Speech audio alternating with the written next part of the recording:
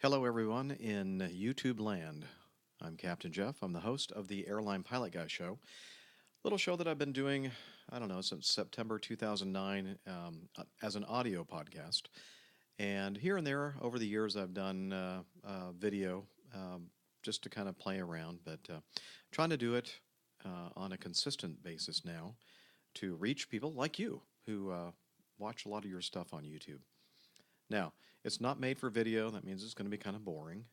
Just an old guy, an old airline pilot like me, sitting in front of my desk, recording an audio podcast. And if you'd like to hear the audio version, which is much better quality, well, a little bit better, you can go to airlinepilotguy.com, or you can find me on iTunes. And then that way you can download it to your iPod, your smartphone device, your iPad, whatever. So, if you want to keep watching and watch this old geezer record Airline Pilot Guy episode number 70, pour yourself a beer or a cup of coffee, tea, whatever you'd like, glass of wine, aperitif, and sit back and relax. Enjoy the recording of Airline Pilot Guy episode number 70.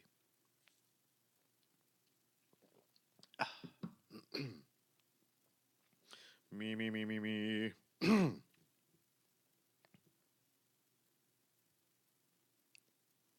Airline Pilot Guy, episode 70. Flight 209, you're clear for takeoff. Roger. LA, good morning. 123.9. Roger. Request selected. Over. Flight 209. Hello, you're listening to the Airline Pilot Guy Show, the view from my side of the cockpit door. I'm Captain Jeff, your host, broadcasting live from Studio 430 at the Hilton Garden Inn in beautiful downtown Richmond, Virginia. In this episode, the FAA issues a safety alert for operators regarding the carrying, restraining of heavy cargo loads. Read the 747 crash. Carry-on bags. Make sure you keep a close eye on those things. Piedmont Dash 8 lands gear up at Newark. More of your feedback and questions, of course. So get all settled in, tray tables and seat backs in their upright and locked positions. Electronic devices on. Flight 70 is ready for pushback.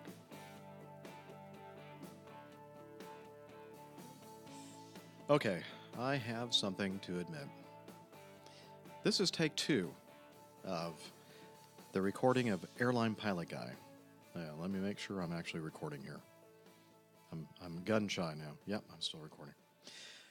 Okay, I was about an hour into the show. I wonder what that noise was. I was about an hour into the show when I realized that I had neglected to hit the record button on Boss Jock Studio app. And, of course, this is the first time that I decided that I wouldn't do a backup recording at the same time. Well, Murphy's Law, right?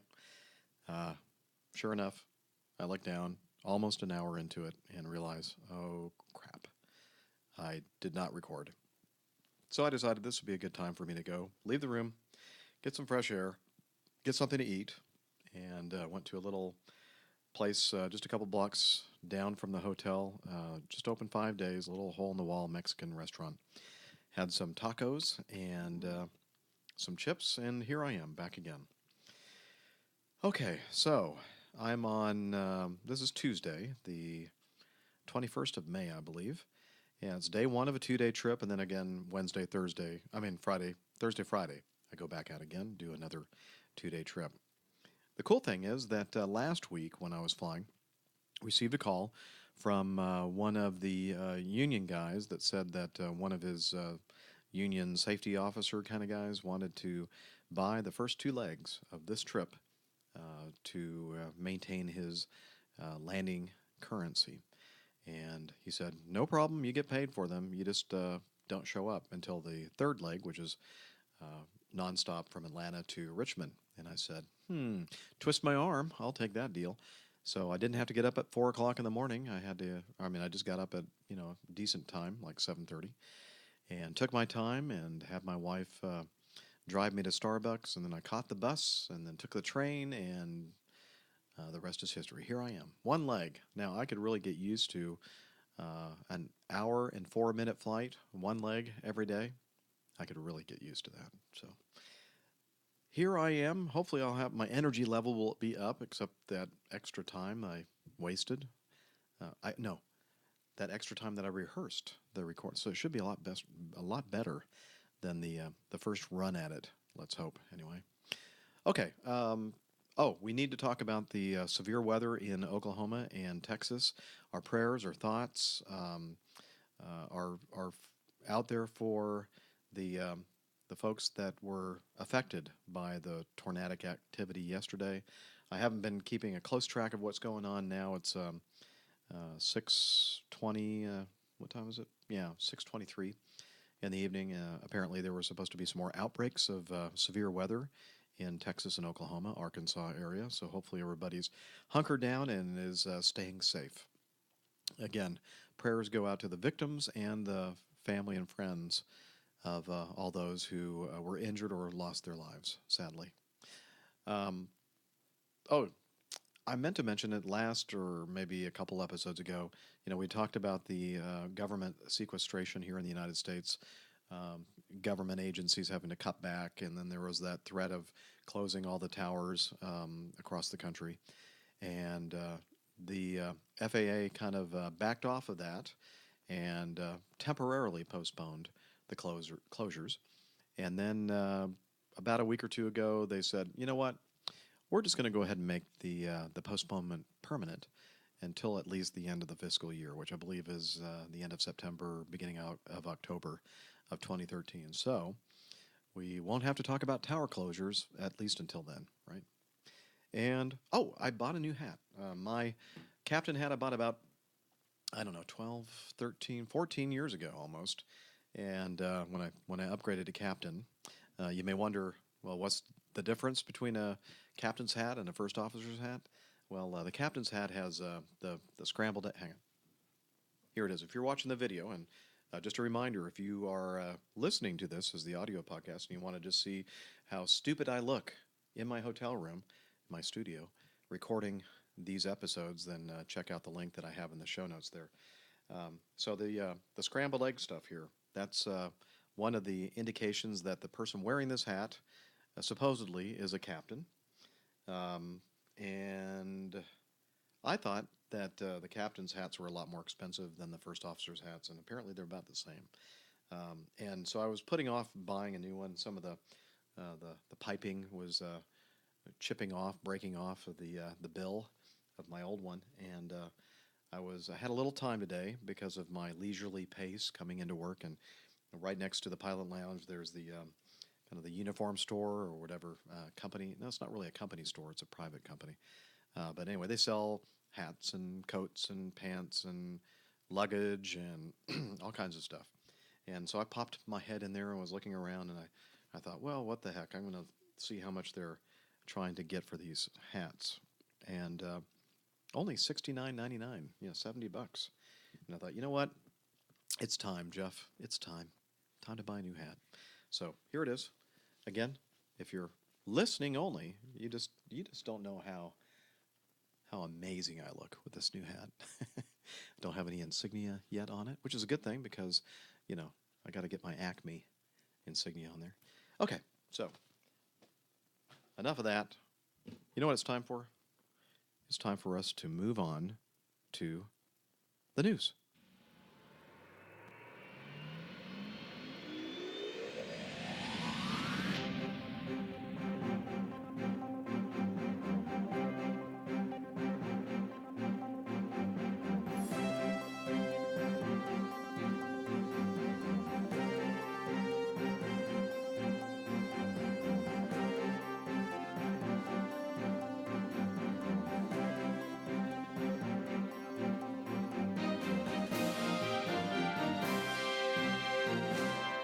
Last week, a Piedmont Airlines de Havilland Dash 8-100 on behalf of U.S. Airways, registration blah, blah, blah, performing Flight 4560 from Philadelphia to Newark, New Jersey, with 31 people and 3 crew. Wait a minute.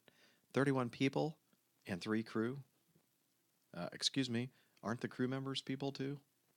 Simon's the guy that does this Aviation Herald website. Awesome website, avherald.com. And so I doubt that he listens to my little podcast. But if you are listening, crew members are people too.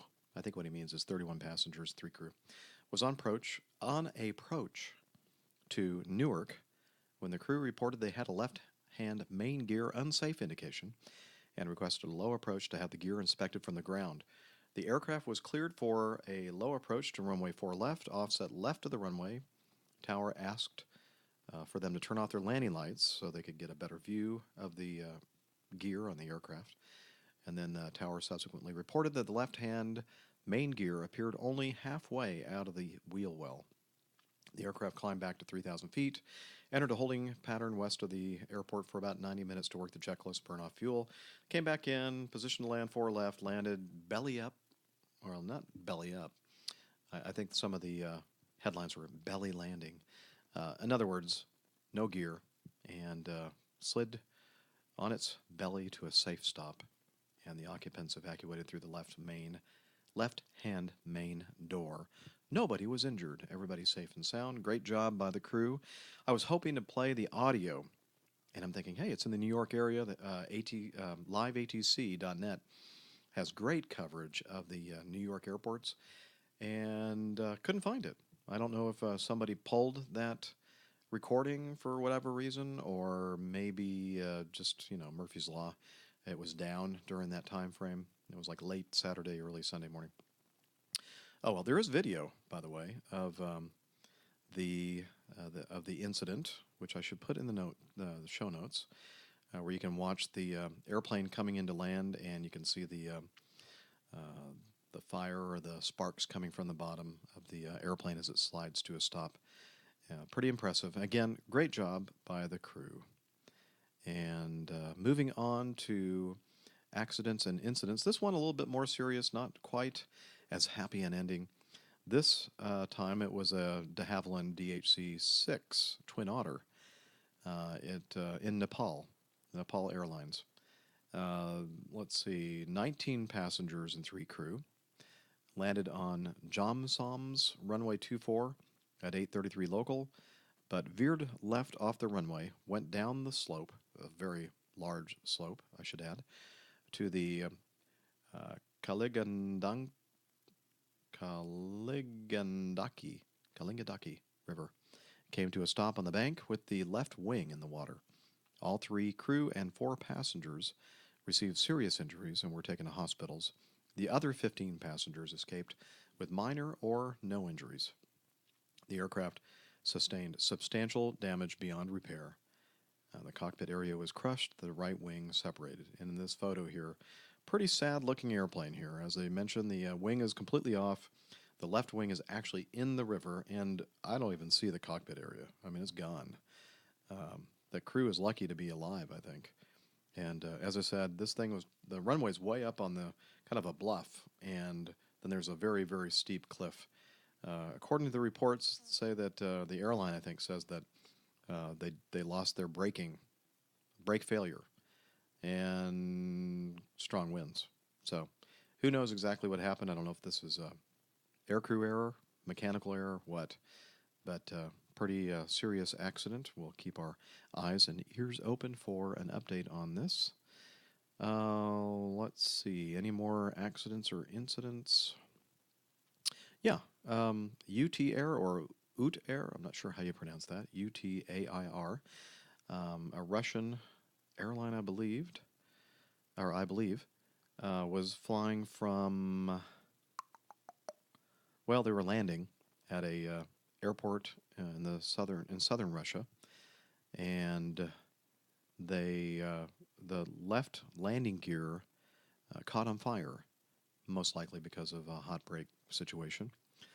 And the preliminary reports suggest the brake wheels were destroyed, closed the airport. Everybody evacuated safely. There was a TV crew traveling aboard, and they managed to capture the events as the passengers were evacuated. So I'll include a link to that video in the show notes if you want to see that incident.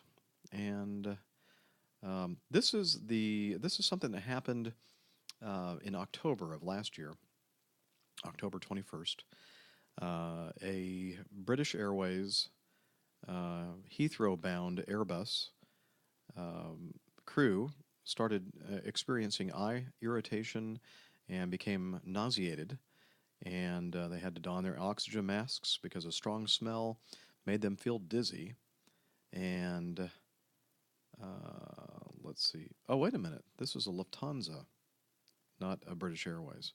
A Lufthansa Airbus 321 from Frankfurt to London Heathrow. And the Air Accidents Investigation Branch just came out with their final report. They described the incident as serious. And when the co-pilot complained of the smell and the irritation to his eye and throat, the captain called the purser. She confirmed that there was also an odor in the cabin and that she was experiencing the same symptoms as the co-pilot. When the co-pilot complained of being dizzy, the crew put on their oxygen masks, requested a priority landing clearance. After the landing with the engine shut down, the situation in the cabin improved, although a few passengers reported light throat irritation.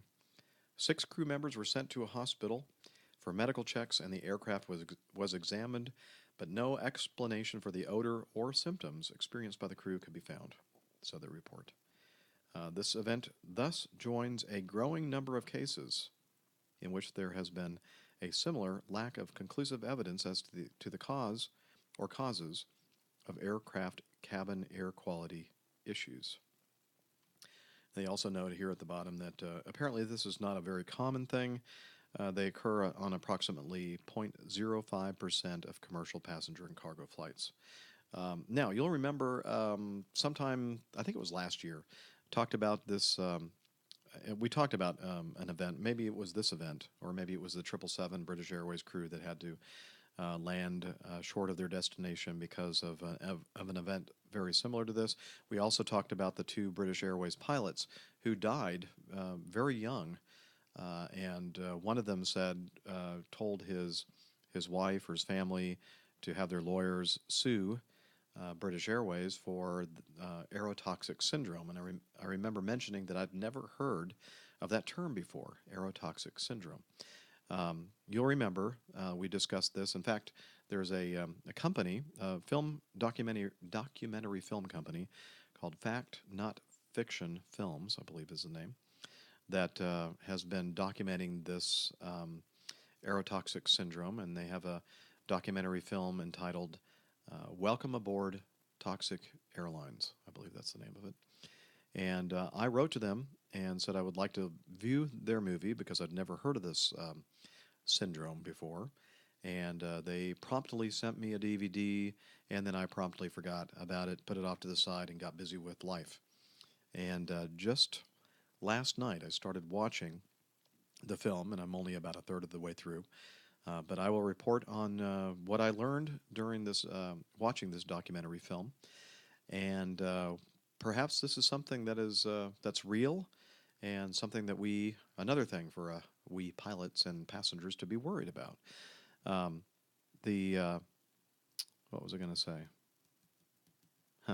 I just lost it. Oh well. As I said, I know what I was going to say.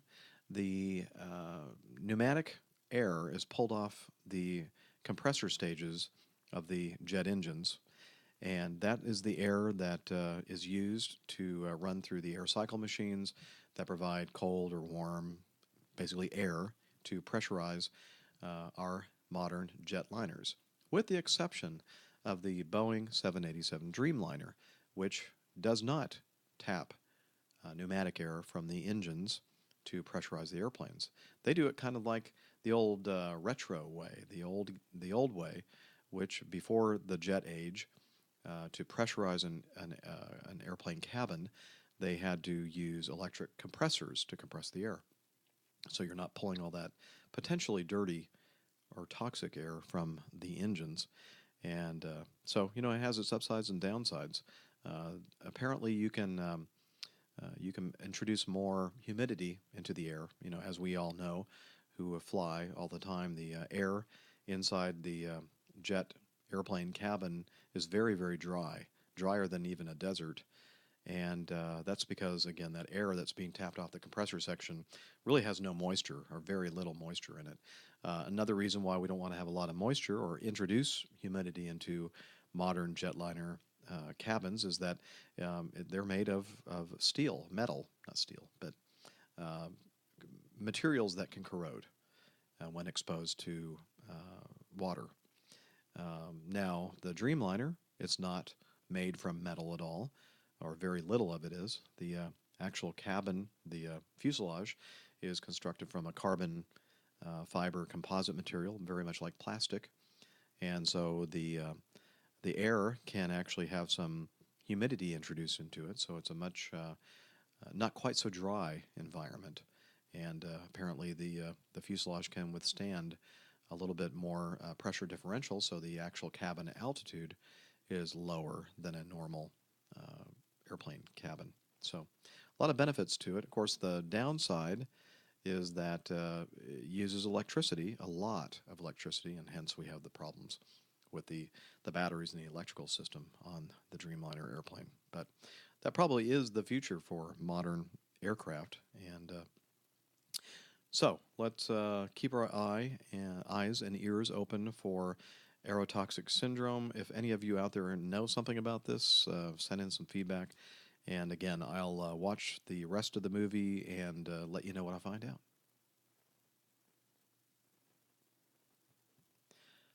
An anonymous listener and contributor sent in a note. She said, listening to Airline Pilot Guy number 61, and as of today, you have released 67. So you can see this was a few weeks ago that I received this email feedback. I have a lot of catching up to do, this person says. She said, it is a she. Maybe you should revisit runway designations again for your newer listeners. Not being a pilot, I had to remind myself using search that 0 was due north, that 90 degrees was to the east, and then I had to remind myself that the numbering system, i.e. 9 for 90, was the direction of flight, nose pointed at as you approach the runway. So the 1634 example in the article, 20 degrees off at 180/360 runways in a south-north orientation. I was being slightly scatterbrained about the designation as the end of runway closest to compass point, wrong, versus direction of plane on the runway, right, when looking at the numbers. I had to recheck for my own info. So to kind of reiterate what she's saying here, unlike weather and when we get winds reported, when the weather observer says that the winds are 180 at 10 knots, that means that the winds are coming from the south, from 180 degrees. When we're talking about landing and taking off on runway 18, short for 180 degrees, we are taking off toward that direction, not from it. So it's the opposite of winds. A little confusing. Okay, going on. I was, the left, center, right is easy, but it is worth pointing out that it is the orientation of the plane. So they are flipped when runway wind direction flipped. Right. So let's see. Let's say you have a triple runway arrangement, and you have 18 left, 18 right, 18 left, 18 center, and 18 right. And this is either taking off that direction or landing in that direction. Okay, so you turn the airport around, or you come in from the other direction, and you're landing runway 36 left, center, and right. Of course, they're going to be on the opposite sides. So runway 18 left is also 36 right. 18 center and 36 center, that's easy. They're both in the center. They both keep the center designation. 18 right is the reciprocal of that would be 36 left. So that's the way we come up with the numbers. Oh, and as I mentioned, let's say the magnetic heading is 000 or 360 if you prefer, due north. Okay, so runway 36. Let's say that the actual magnetic heading of the runway is let's see, 005. Well, let's say 004. It's still runway 36. As soon as it hits 005, then it is rounded up to the next number. So if the magnetic heading of the runway is 005, that runway now is runway 1. And so it's the old, rounding off kind of thing, exercise. Okay, just to throw one more wrench into the whole situation. Let's say you have an airport that has a 1-8 left and 1-8 right setup, and then you have the terminal, and then you have a couple more parallel runways on the other side. Okay, so what do you call those? Well, the FAA and the airports have decided that what they do in that case is to actually change the numbers. So instead of 1-8 left and right, it'll be 1-9 left and 1-9 right, or 1-7 left, 1-7 right, depending on which way they go, I guess. So that is a little bit of an explanation of how runways are designated. And also, something quick I just thought of. When you have the designation of the runway based on the magnetic heading, it's important to point out that over time, the magnetic center, or the magnetic north on our Earth, moves. And because of that, every so often, every 10, 15, 20 years, because the magnetic heading has changed, the runway designation changes. So 5 years ago, when you landed in Tampa on runway 1-8 left or 1-8 right, today you'd be landing on 1-9 left or 1-9 right because of the fact that the magnetic north has changed over the years. So they actually changed the designation of the runways. Now, true north always stays true. It never changes. It's not based on compasses and magnetic material. It's based on a pure point on the Earth. Okay, so enough of that. Let's talk about you, the passenger, and the passenger cabin. You may have heard of this. Over the years we've been trying to figure out, or the airlines have been trying to figure out a better way to load passengers, to board, to make it faster, and of course, in an effort to raise a lot of money, they've started charging us for our checked bags. So what does that mean? Well, we carry more stuff on the airplane, carry-on baggage, right? So we don't want to pay those pesky bag fees, right? Problem is, we're raising a lot more money, but now we're experiencing delays because everybody's taking forever to get on the airplane and store their stuff in the overhead bins. And by the way, if you fly, just take up, I know people that listen to my show are not the ones that abuse this, but I can't tell you how many times deadheading or riding as a passenger, I see people come in, they're one of the first ones on the airplane, and they put their roller bag up there, and then they put some other stuff, and they stuff their coats in there, and they're taking up all the room for other people that are still either in the terminal or in the jetway. And so they get there, and there's no more space. So please be good neighbors. Remember, we learned this stuff in kindergarten. Put the big item in the space in the overhead bin, and whatever else you have, the backpack, the computer bag, the pocketbook, whatever you have, put it in the space, in the seat in front of you. If you have a seat in front of you, if you're not at the bulkhead, put it there, please. Okay? Be a good person. Make yourself feel good. So, getting back to the American Airlines story, they decided, everybody's taking too long here. We need to improve our on-time performance. So, how about this?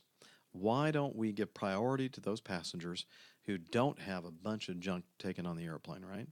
Just have one carry-on item and something small that they can put under the seat in front of them.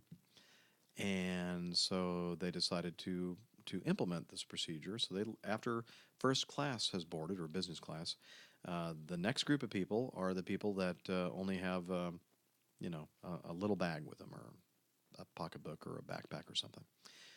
What if you showed up to the gate and you didn't want to check in with your bag and pay the $25 or $50 or whatever they're charging these days for your checked bag? So you have your big giant roller bag with you, and you have your other, let's say your backpack. You get to the gate, And you say, hey, I'd like to take advantage of that, and I'll go ahead and volunteer to have my bag checked here at the gate. Guess what? You don't have to pay for that. Free. Wait a minute. That's kind of a loophole, isn't it? I think that the airline's kind of shooting itself in the foot a little bit. Like, do they want more money or do they want better on-time performance? I know they want both, but I'm not sure that this is the way to do it. So here's Joe with his giant roller bag, rollerboard, and his backpack, and he goes, "You can go ahead and check my bag." So now he has checked baggage, and he didn't have to pay for it, and he gets to board right after the first class cabin is boarded, and he gets his seat and can relax. I don't know. You think this is going to work? I'm not sure. Yeah, I know. If the airlines would just stop charging for every little thing and let people check bags like they used to, then maybe we wouldn't have so many people with all the. Oh, well, I guess there are a few airlines that have taken advantage of this. I guess it is possible to have your cake and eat it too. Spirit Airlines about 3 years ago said, "Oh yeah, we check for your we charge you for your check bags. Oh, and we also charge you for your carry-on baggage.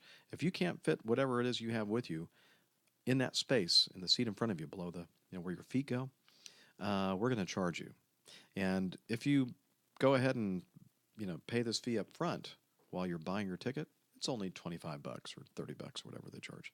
Oh, but if you come to the airport and you have something that needs to go in an overhead bin, I'm sorry, but that'll be $100 or something ridiculous." And Allegiant Airlines followed suit quickly after Spirit, and then I just read a news article in the last day or two that Frontier is also going to start doing that. It's just a matter of time before all the airlines are doing it. When will it stop? I don't know. Okay. Oh, and speaking of overhead bins and your carry-on bags, seems that thieves have a new target now when you're flying, and your valuables could be in jeopardy when they're just a few feet from your seat. Imagine opening the overhead bin on your flight, finding your carry-on bag is gone. And according to George Hobica of airfarewatchdog.com, this is the new reality that more and more thefts are occurring of carry-on baggage. So when you get on the airplane and you put your bag in the overhead bin, number one, try to get it as close to where you're sitting as possible. Number two, if you have valuables, if you have jewelry, you have important medications, you have passports, the stuff that is just essential that you don't lose, don't put them in whatever it is you're putting in the overhead. Okay, put it in the item that you're putting in that area underneath the seat in front of you. Okay, that way you can keep your eye on it or your foot on it. And so there's some advice for you. As I mentioned in the intro, the FAA just released a safety alert for operators, a SAFO, reminding operators of the potential safety impact of carrying and restraining heavy vehicle special cargo loads. Like, let's say, the National Air Cargo 747-400 that crashed at Bagram Air Base on April 29th, 2013. We remember right off the bat, people said, you know what, looks like the center of gravity shifted because the cargo they were carrying somehow got out of position. And, of course, it became an unrecoverable situation for that crew. And so apparently this safety alert is just re-emphasizing, not really changing anything, but kind of reminding folks in this business that you need to pay special care to the way you're tying down these vehicles. If you want to see more of the details involved about, which might give us an inkling as to what perhaps occurred in this case, in this crash, I'll have the link to the safety alert for operators in the show notes. Speaking of mistakes, I guess a couple wanted to fly from Los Angeles to Dakar, Senegal, was mistakenly taken to Dhaka, the Bangladesh capital, which is just 7,000 miles from their planned destination and on a, different continent. The airline, Turkish Airlines, entered the wrong airport code, substituting DAC for DKR. The couple realized that they were headed in the wrong direction when they peered at a route map of the flight's progress and saw that their plane was over the Middle East. When the flight attendant said we were heading to Dhaka, we believed that this is how you pronounce Dakar with a Turkish accent, said Sandy, the wife. She and her husband, Triet, arranged a transfer to Senegal when they landed in Bangladesh and subsequently requested the airline compensate them for the error. And the Turkish Airlines spokeswoman said, "We are very, very sorry that this happened. But hey, if you're a passenger, pay attention to what it says at the gate. Make sure you're on the right flight." I mean, I don't see that the airline has complete responsibility for this error. Maybe most of it, but not complete. Ryanair pilots have been warned not to sign a letter to airline regulators. Apparently, the Ryanair Pilot Group, which the company does not recognize, but it's a group that represents captains and first officers for Ryanair, wants to have folks sign a letter that they intend to send to the Irish Aviation Authority that regulates Ryanair, and it's warned the RPG, the Ryanair Pilot Group, that the confusing, uncertain, and unpredictable employment situation at Ryanair was becoming an increasing distraction in daily flight operations. It added that it was causing stress and worry for pilots, which has implications for safety. And I would agree with that. Anytime that anything is a distraction in the cockpit or in your life, a stress in your life, that is a potential hindrance to safety in the cockpit. Now, I know that we have at least one person who is a Ryanair pilot listening to the program. Maybe you can chime in on this and see if this is true or not, and how things are, what the environment is at Ryanair. Again, maybe this is just the minority of pilots who are concerned about the safety, or maybe this is a bigger deal. Quickly, a pilot was cited for flying without a license.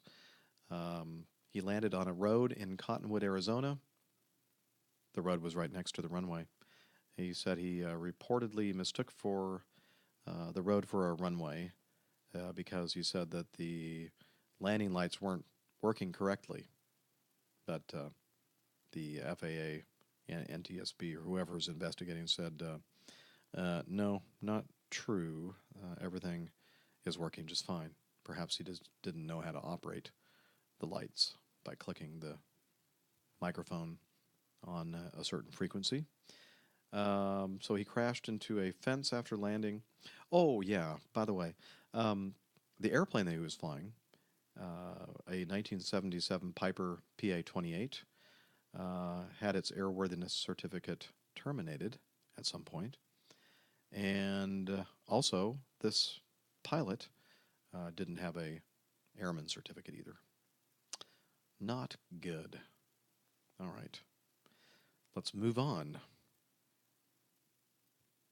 Oh, we talked about the Dreamliner a little bit already, and we know that now that they've been cleared, or they have been cleared to resume flights, and they have been. Several airlines have been utilizing the airplane.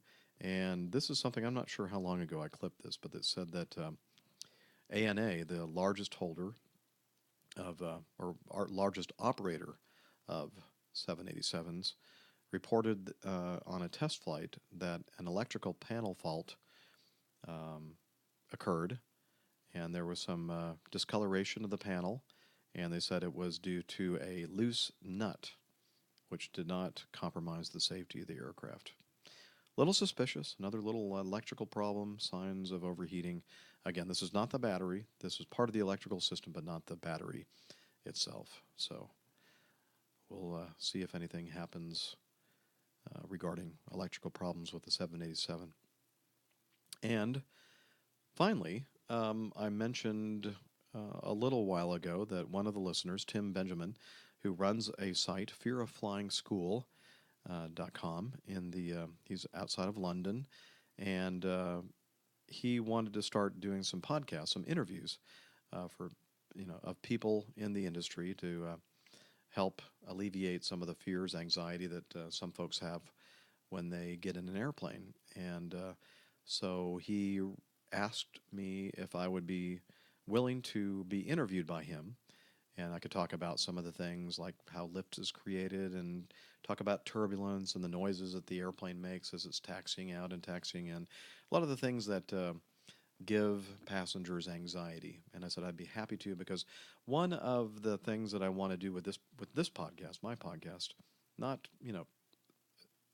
especially or particularly, but as one of the things that I do, is to give knowledge, give information to people who may have anxiety when they're flying, and they can learn about what's happening, on my side of the cockpit door, and might help alleviate some anxiety. So I told Tim I'd be happy to. So we got together via a Skype interview, a Skype call, several weeks ago, maybe last month. I don't remember exactly when it was. And he got it edited and published. He sent me an email yesterday and said the thing is up, and sent me a link. So I'll put the link in the show notes if you want to listen to me. The bits of the interview that I had with Tim Benjamin, where I talk about what lift is, how wings create lift, how wings create enough lift for takeoff, etc. So check that out if you want. Okay, it is now time for us to move on to feedback.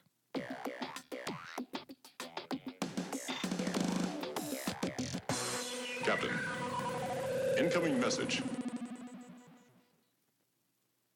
Yeah, we have several actually. Let's see, the first, what I want to do, and I'm so happy that my iPad is actually recording this, and that I'm not wasting my time again. I want to play this audio feedback sent in by dispatcher Mike from Acme. He took the time out to record this to help me answer the question that we had from a listener regarding ETOPS. Basically, the listener was wondering about, it was that listener's understanding that ETOPS calculations are based on losing an engine. But what if you had a decompression, you lose your pressurization? Obviously, and when that occurs, you got to get down to 10,000 feet. And so that's a lot lower than you'd have to go if you just lost an engine. Are the ETOPS calculations calculated for that? And so we talked about that a little bit, but then I appealed to one or both of my dispatcher friends to help me out with that answer. And so dispatcher Mike came through with an explanation. So let's listen to the recording from dispatcher Mike. Hey, Captain Jeff, this is Dispatcher Mike, giving you some voice feedback from Rob's question in Airline Pilot Guy 66. If you recall, his question was, he was talking with his mom's husband, who was a former airline pilot, about 7.5 and 7.6 aircraft crossing the North Atlantic. And if it so happened that one of these aircraft happened to be out in the middle of the ocean and decompressed, would they still have enough fuel to make it to a diversion airport? And obviously the answer to that question is yes. That's the premise of ETOPS. ETOPS gives you every flight crossing or being 60 minutes away from a diversion airport enough fuel to decompress at their most critical point, their equal time point, decompress and lose an engine. So there'd be a single engine at 10,000 feet cruising on to their diversion airport.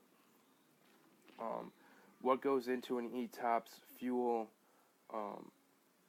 calculation is the fuel it takes to fly from the ETP to the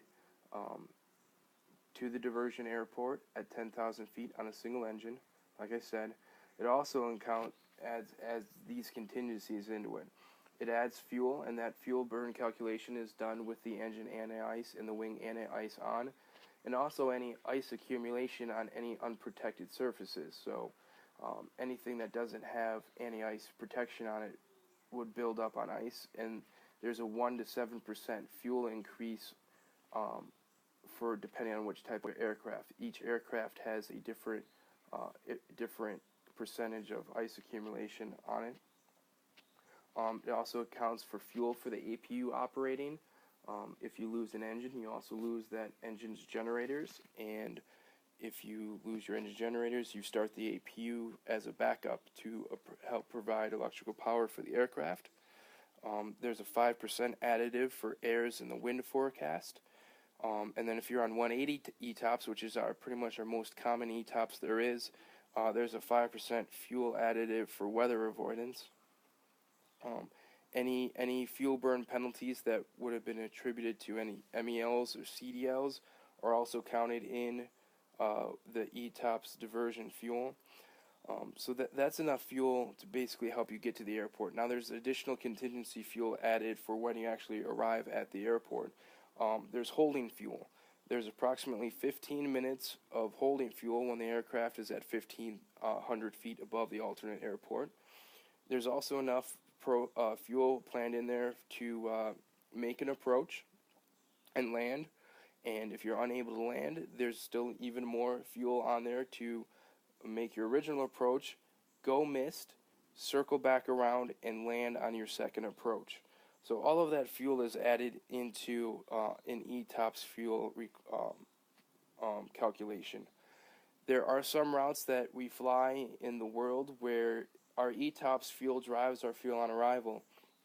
And Jeff, you said a lot that the airline industry is trying to cut costs and that cut back. From 3 engines, 2 engines, 3 pilots to 2 pilots, and we're trying to also cut down our fuel load and how much fuel we carry. And there are some instances and some routes that the amount of ETOPS fuel that we have drives our fuel on arrival. There'll be times where I want to go to a lower fuel on arrival to a destination because weather's good, there's no issues en route, so it'd be a good day to carry less fuel and hence save some money. But we can't do that because our ETOPS calculation, we call these the ETOPS critical flights. These routes are generally between Hawaii and the mainland, or the mainland to Hawaii, back and forth. That's because your ETOPS airports are so far away.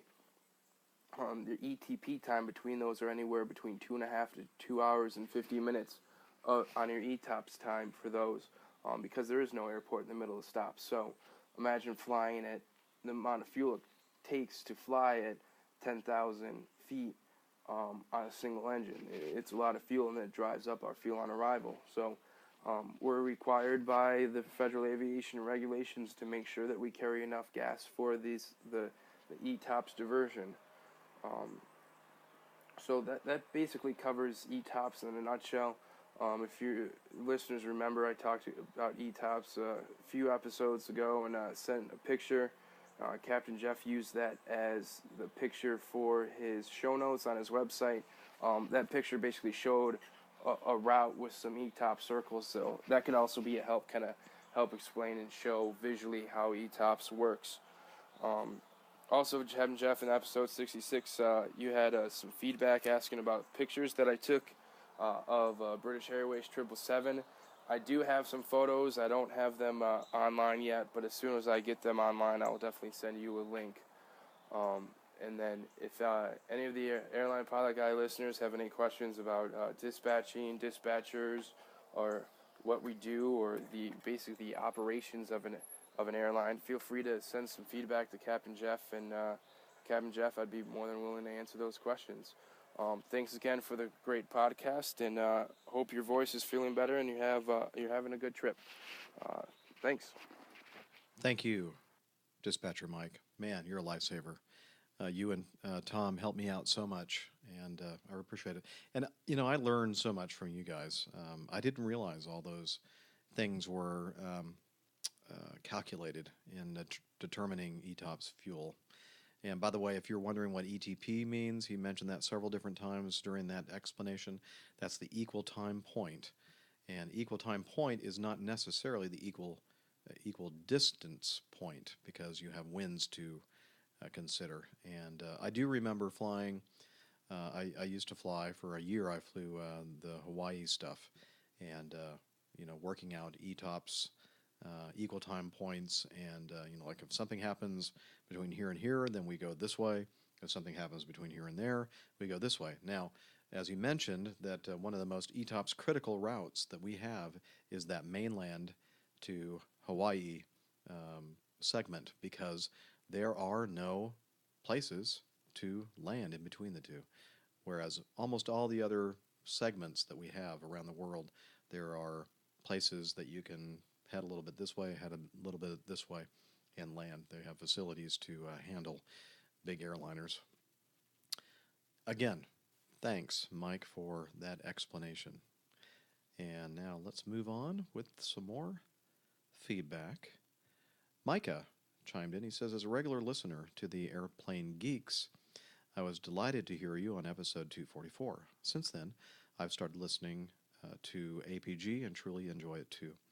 I'm currently in the middle of APG 068 and would like to offer a comment or two. In regard to the printable plastic gun, I truly do not believe there is anything to be concerned about from a TSA or airline perspective. The current hype is the same that occurred when the Glock handgun was introduced as a plastic sidearm. This was not an issue, as the Glock still contains considerable metal parts. Although the printable plastic gun has more plastic than a Glock, it still must contain a metal firing pin that would be picked up by X-ray or other type scanner. Additionally, to be useful, it must carry at least one round. As I'm sure you know, the ammunition is made of a steel or brass casing, a lead or steel, probably copper jacketed bullet, as well as gunpowder. I believe the metal in the round would also be detected in scans, as would the gunpowder residue. Single-shot Saturday night special handguns have always been able to be made with small pipes, nails, and rubber bands. This plastic gun is really not very different, but it is claiming a lot of media attention. Okay, yeah, you know what? You're right. Probably just media hype, and I've fallen for it. So thank you for that clarification, Micah. You also mentioned, Micah's continuing, the adapter available for Bose and other mass-market active noise-canceling headphones that can make them usable in the cockpit. I am familiar with these, as I was researching aviation headsets a few years ago for a pilot friend. UFly Mic makes an adapter for many active noise-canceling headsets. And then he has the URL here, uflymic.com. It is my understanding that UFly Mic is TSO certified and is a $321 add-on adapter that will work with many headsets. For the Bose QC15, what does that stand for? Quiet, whatever. The standard consumer-grade headset noise reduction, the QC15. This makes the total cost around $600, saving about $400 over the Bose A20 Aviation headset. There are other pros and cons to the UFly mic, being that I was shopping for a very fastidious GA pilot. He chose the A20s. Thanks for the great podcast, Micah Engber. Thank you, Micah, for the clarification on the plastic gun. My anxiety is somewhat alleviated regarding that. And thanks also, when I was thinking about the headset mods, I was specifically thinking about the UFly mic. I think at one time, when he was first offering these things, I don't think there was any kind of a TSO certification process that he offered. And then I guess people were saying, hey, I'd love to buy one of these things, but my airline says it's got to be TSO certified.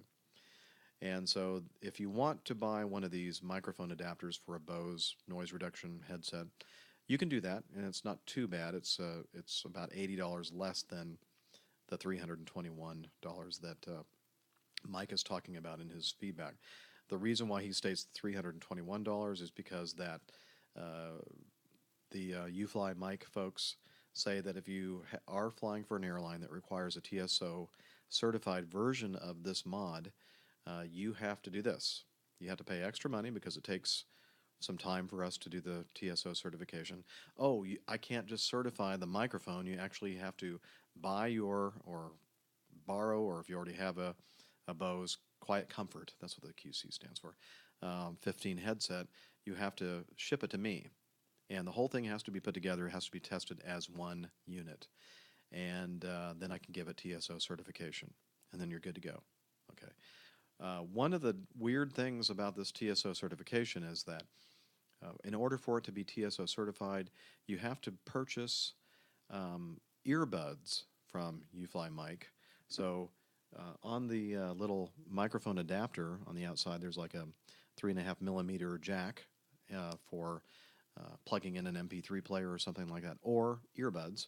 And then you actually have to wear the earbuds, and then you put the Quiet Comfort headset over the top.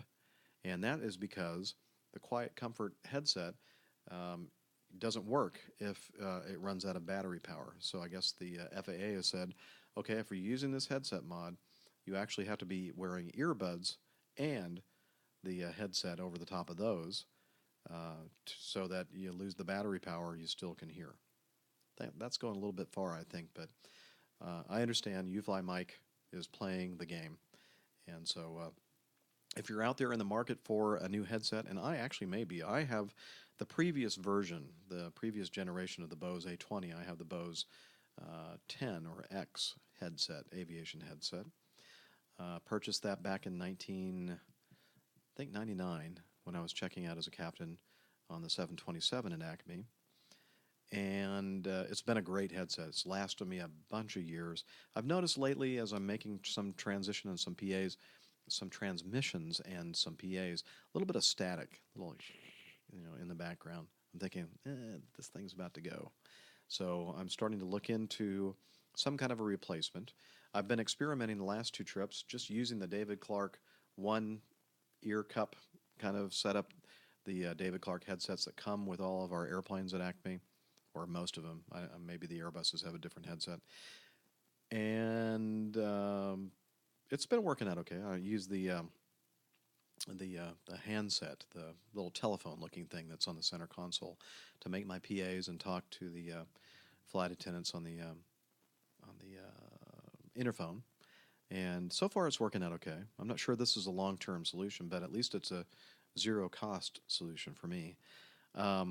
Also, looked at this thing made by Aloft called the Clarity Aloft. It's about a $600, a little bit more headset, but it's not really a headset. It's like it's a microphone, a lightweight microphone that wraps around kind of with some kind of a wire, so it doesn't really go over your head and doesn't have big ear cups that go over your ears, but you take little earbuds, and that seems like a pretty cool solution, although I don't have like an extra $600 hanging around to buy a new headset. If you're out there listening, does anybody have a Clarity Aloft headset, the TSO certified version, which is more expensive, of course? Or do you use some other, newfangled headset that's just the best thing since sliced bread? If so, if you have a favorite, send me some feedback. I'd like to know. I need your help here. Oh, and if you're a manufacturer, if you're from Aloft or Bose or one of the big headset manufacturers, and you want somebody like, let's say, a professional commercial airline pilot who has a podcast, who has a lot of listeners, who might be convinced to buy your product, hey, contact me. But I'm gonna tell you the truth, though. If I don't like your product, then I'm not gonna say good things about it. So, oh well, maybe that's not a good idea. I don't know. Okay, let's continue with. You know what I have not been doing? I am so sorry. Have not been playing my little bumpers. So let me go over here and play something for you. Okay. Liz from Washington sent me this via Facebook. Hello. Please let your, or maybe not. I'm not sure how she sent it to me. Please let your podians know, oh, very clever, podians, know how to keep their eyes open for a new documentary coming out soon called Soul Survivor, Remember the 4-year-old from Northwest Airlines Flight 255 and the MD-80 that crashed in 1987 at Detroit? She breaks her silence and is one of the people covered by the film. And if you'll remember, she was the sole survivor on that crash. And then she sent me a link to an AP article about the film. And so I'll have that link in the show notes if you're interested. And we'll, when that film comes out, we'll have to all watch it and discuss it at that time. So thanks, Liz. Liz continues, please tell me that you found scanner recordings of this event. I cannot even imagine. And this is a link to the Weather Channel, weather.com. Apparently, here, let me go over here to my browser. In Duluth, Minnesota, two bald eagles, locked together by their talons in a mid-air battle, survived a crash landing onto a runway at a northeastern Minnesota airport. Minnesota Department of Natural Resources Conservation Officer Randy Hansal says the adult eagles couldn't separate Sunday before slamming into the tarmac at the Duluth International Airport. He tried to take the birds to a Duluth Wildlife Rehabilitation Center. He covered them with blankets and jackets in the back of his pickup and held them down with webbing straps. En route, he heard a ruckus and saw one bird jump out and fly away. The other eagle made it to the rehab center and is now being cared for by the University of Minnesota and St. Paul's Raptor Center. Very interesting. No, we don't have live ATC recordings of this event, but pretty interesting story, that's for sure. So thank you, Liz, for sending that one in. All right, more sound effects. Hey,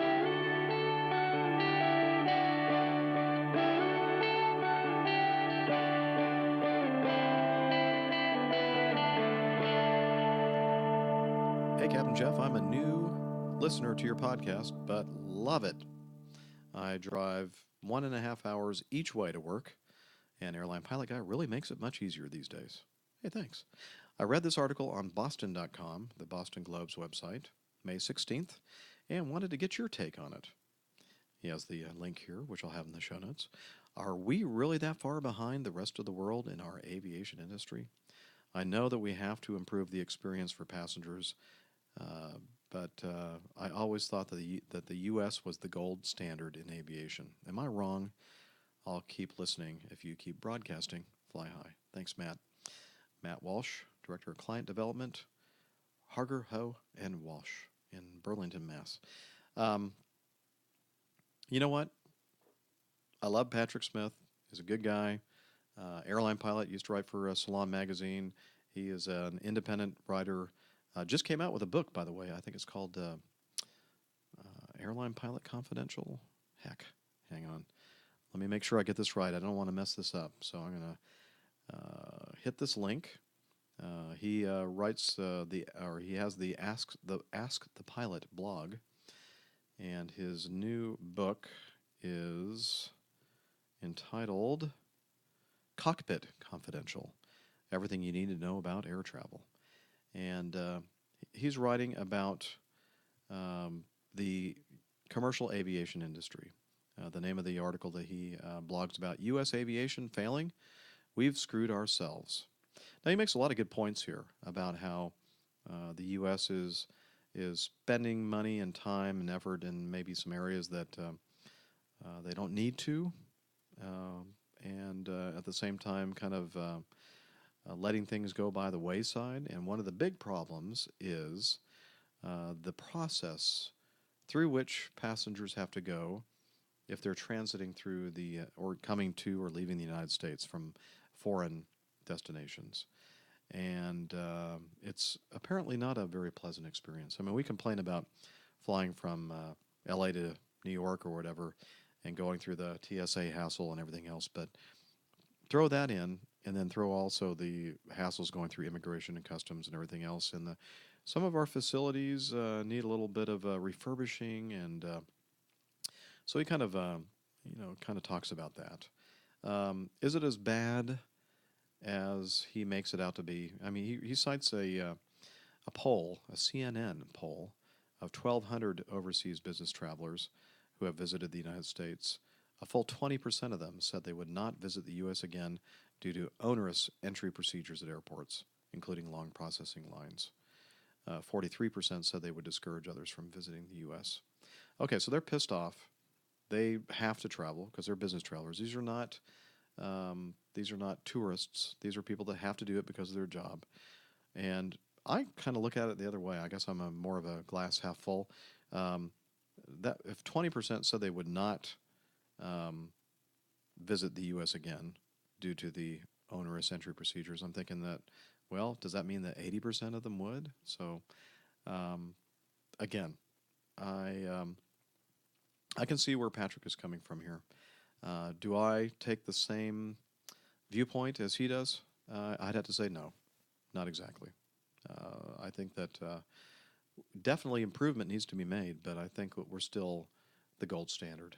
And now, of course, again, I must add that I'm not an international pilot. I fly domestically, so I've not been to some of these places that Patrick writes about, Dubai, some of the other huge modern international airports and how they do it. So, I'm flying blind here on my comments. I can't really say with certainty that things aren't as bad as Patrick says because I've not experienced them myself.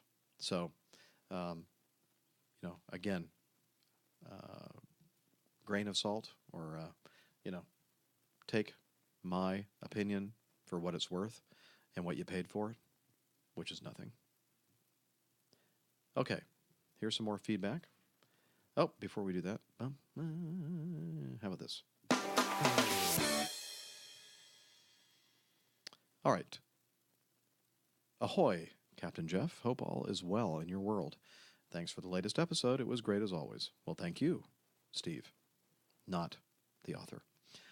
He gives me a link. Found this link of the construction of a memorial for the 1989 crash of UTA 772. Not the most uplifting link to send, I know, but the end result, coupled with the difficulty of the construction, is quite astonishingly beautiful. And I have a link to that in the show notes if you want to take a look at the memorial and how difficult it was to construct this memorial out in the middle of the desert. Pretty impressive.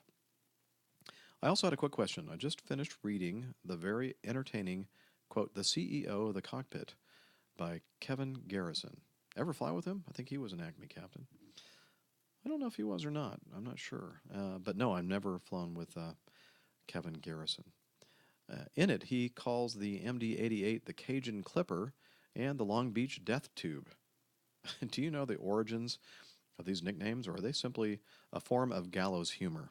Have you ever heard any other good ones for other planes? Thanks again for the great show and the time you put into it. Can't wait for the next episode. Don't forget, there's always a beer waiting for you at Philadelphia. Awesome. Again, I will not forget. And so, Cajun Clipper. No, I have never heard that nickname applied to any airplane, actually. So, can't help you out there. I don't know where that came from. Long Beach Death Tube. I know a version of that nickname that I've heard used for the MD series airplanes. It's called the Long Beach Sewer Tube, or the Long Beach Sewer Pipe. And, of course, the MD 80 series, 90 series, born and built exactly where I was born and built, Long Beach, California. So that's why they call it the Long Beach. It's a very narrow body airplane, and so hence the sewer tube. Not a very a positive nickname for the airplane that I fly, but it's all in fun. And of course, the most common nickname for the MD-80 series airplanes is the Mad Dog, or the Super 80. American Airlines kind of coined that term, but most everybody calls it a Mad Dog, MD, Mad Dog. And so when you're taxiing out, ground control may tell another airplane, pass behind the Mad Dog, blah, blah, blah. So again, that's, I guess, a term of endearment. I'm not sure. I don't think it's a negative thing, unless you don't like dogs. or Mad Dogs. I don't know. Let's see, nicknames for other airplanes. The 737-200 series, the ones with the older lower bypass engines, the little stubby ones. We had several nicknames for that. It wasn't a fast airplane, so sometimes we call it the flying speed brake. A lot of times people refer to it as the fluff or fluff. Let's see, lead sled, another name for the 737-200. 727s, lots of good nicknames for that. The Studebaker, I don't know where that came from. Three-holer, because it had three engines, three holes for intakes. Let's see, what else? Probably some others that I just can't think of offhand. What did we call the 747 is referred to as the whale, because it kind of, looks like a big humpback whale. Let's see. Oh, I heard this recently. Now, please, I know I have a lot of people that fly Airbus products, especially the 320 series. So it's not me. I didn't come up with this, and I'm not saying whether or not I think this is applicable or not, but I've heard people refer to it as Fifi. It's French, like a little poodle.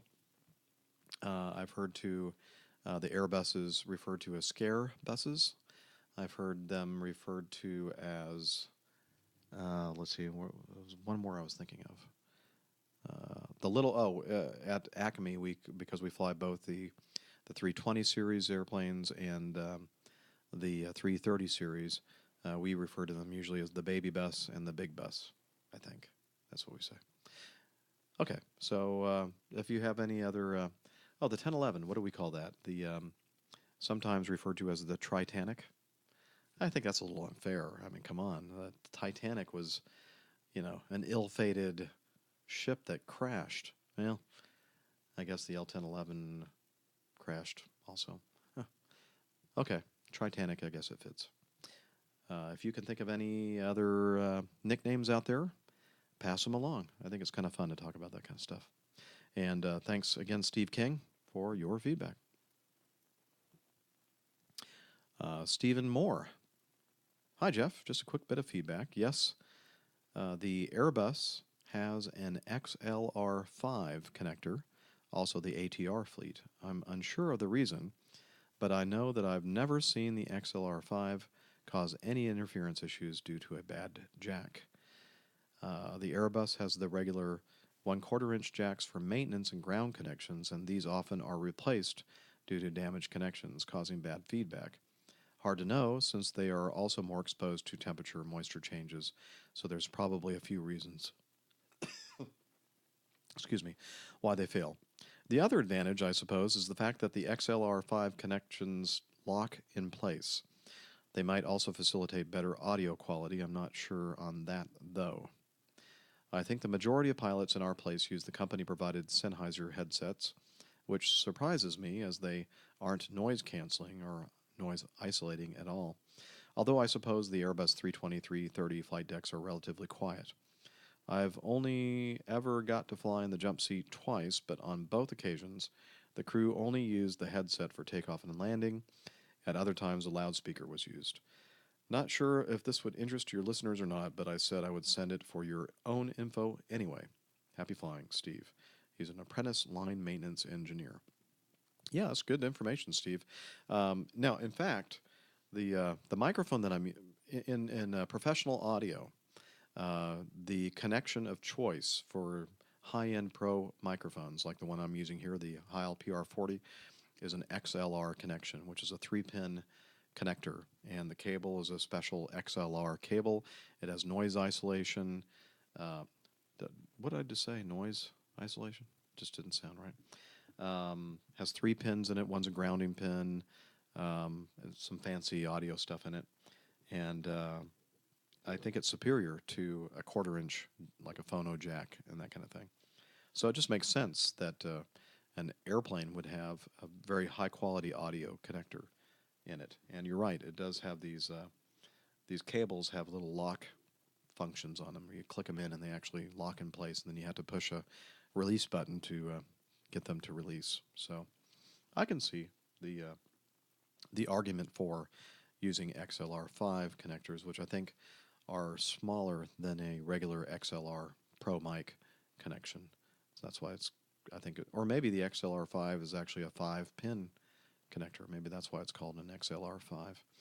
The XLR cables, as I said, that I use are 3-pin connectors. So, interesting information. Appreciate your... Oh, and by the way, regarding headset use, our operating manual at Acme says that headsets are to be used from, let's see, the beginning of the pushback checklist till you're passing through 18,000 feet climb out, and then coming back down 18,000 feet and below all the way down until the end of the shutdown checklist. So above 18,000 feet, which are the flight levels, it's okay to not have your headset on and just use the overhead speaker for communications if you'd like. So that all makes sense.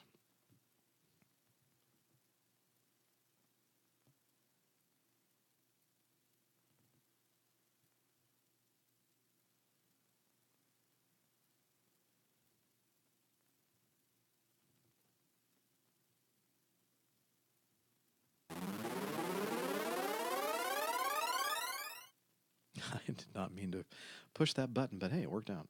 Okay, more feedback. Rob writes, just thought I'd send a couple of links in to you. I'm trawling through your past episodes, and as I've done so, a few things have cropped up. If the info I'm presenting is a repetition of stuff you've already covered, then go ahead and ignore it. First, I heard the website PPRUNE, is that P-Prune? Mentioned a couple of times. I thought I'd explain what that was. It's basically an internet forum, primarily for professional flight crew to exchange info and just chat about their line of work. It also is a haven for many other folks that work in the world of aviation, such as rampies, cabin crew, helicopter pilots, freight pilots, private pilots, student pilots, and others. And, oh, I'm sorry, I think I misread that first sentence. He heads the website, so he is the one that has come up with this this forum, this professional flight crew forum. So we'll check that out. I'll have a PPRUNE does not stand for P-Prune, apparently. It stands for Professional Pilots Rumor Network, PPRUNE, and I'll have a link to that in the show notes. Over the years, it's become quite a hotbed of information for anybody with any aviation inclinations, and is definitely worth checking out. Most current events and incidents are discussed in the first forum board on the site, and these threads are extremely interesting. There is a very long thread about Air France 447 you may find interesting. And yes, I've referred to this. Actually, what happens, Rob, is that I'll be researching, Googling, an incident or whatever, and a lot of times in the search results, forum entries and forum threads show up as one of the top hits in the Google search. So you're doing a great job of keeping that thing up there. That's good. Secondly, here is a link to a recent event that happened over here in England at Heathrow, where a British Airways Airbus crew had to return to land after being affected by strong fumes. I knew there was another thing in my show notes, or my notes for the show regarding toxic fumes or strong fumes, so he puts that in there. It was a BBC crew. Well, you know what? Here, let me click on that, and let's see what it says. This from BBC News, London. Heathrow-bound pilots made dizzy by smell as they landed. The captain and co-pilot of a plane coming into land at Heathrow donned oxygen masks. Oh, it's the same story that I talked about earlier. Okay, never mind. So we've already covered the... it wasn't a BA Airbus crew. It was a Lufthansa crew. So, Rob, thanks for steering me off course there. Rob is in Staffordshire, England. Or is it Staffordshire, England? I'm not sure. send me some audio feedback, and we can hear your great British accent, and I can pronounce it the right way, or you can pronounce it the right way. And then he added, he sent me another email. He goes, "Oh, I forgot to include the comments I plan to make in my last email. In one or more of your past episodes, you mentioned TSA agents that have been caught. Hooray! For stealing from checked baggage. I just thought I'd relay my experience with that." Okay, wait a minute. He's talking about the TSA. You know what that means.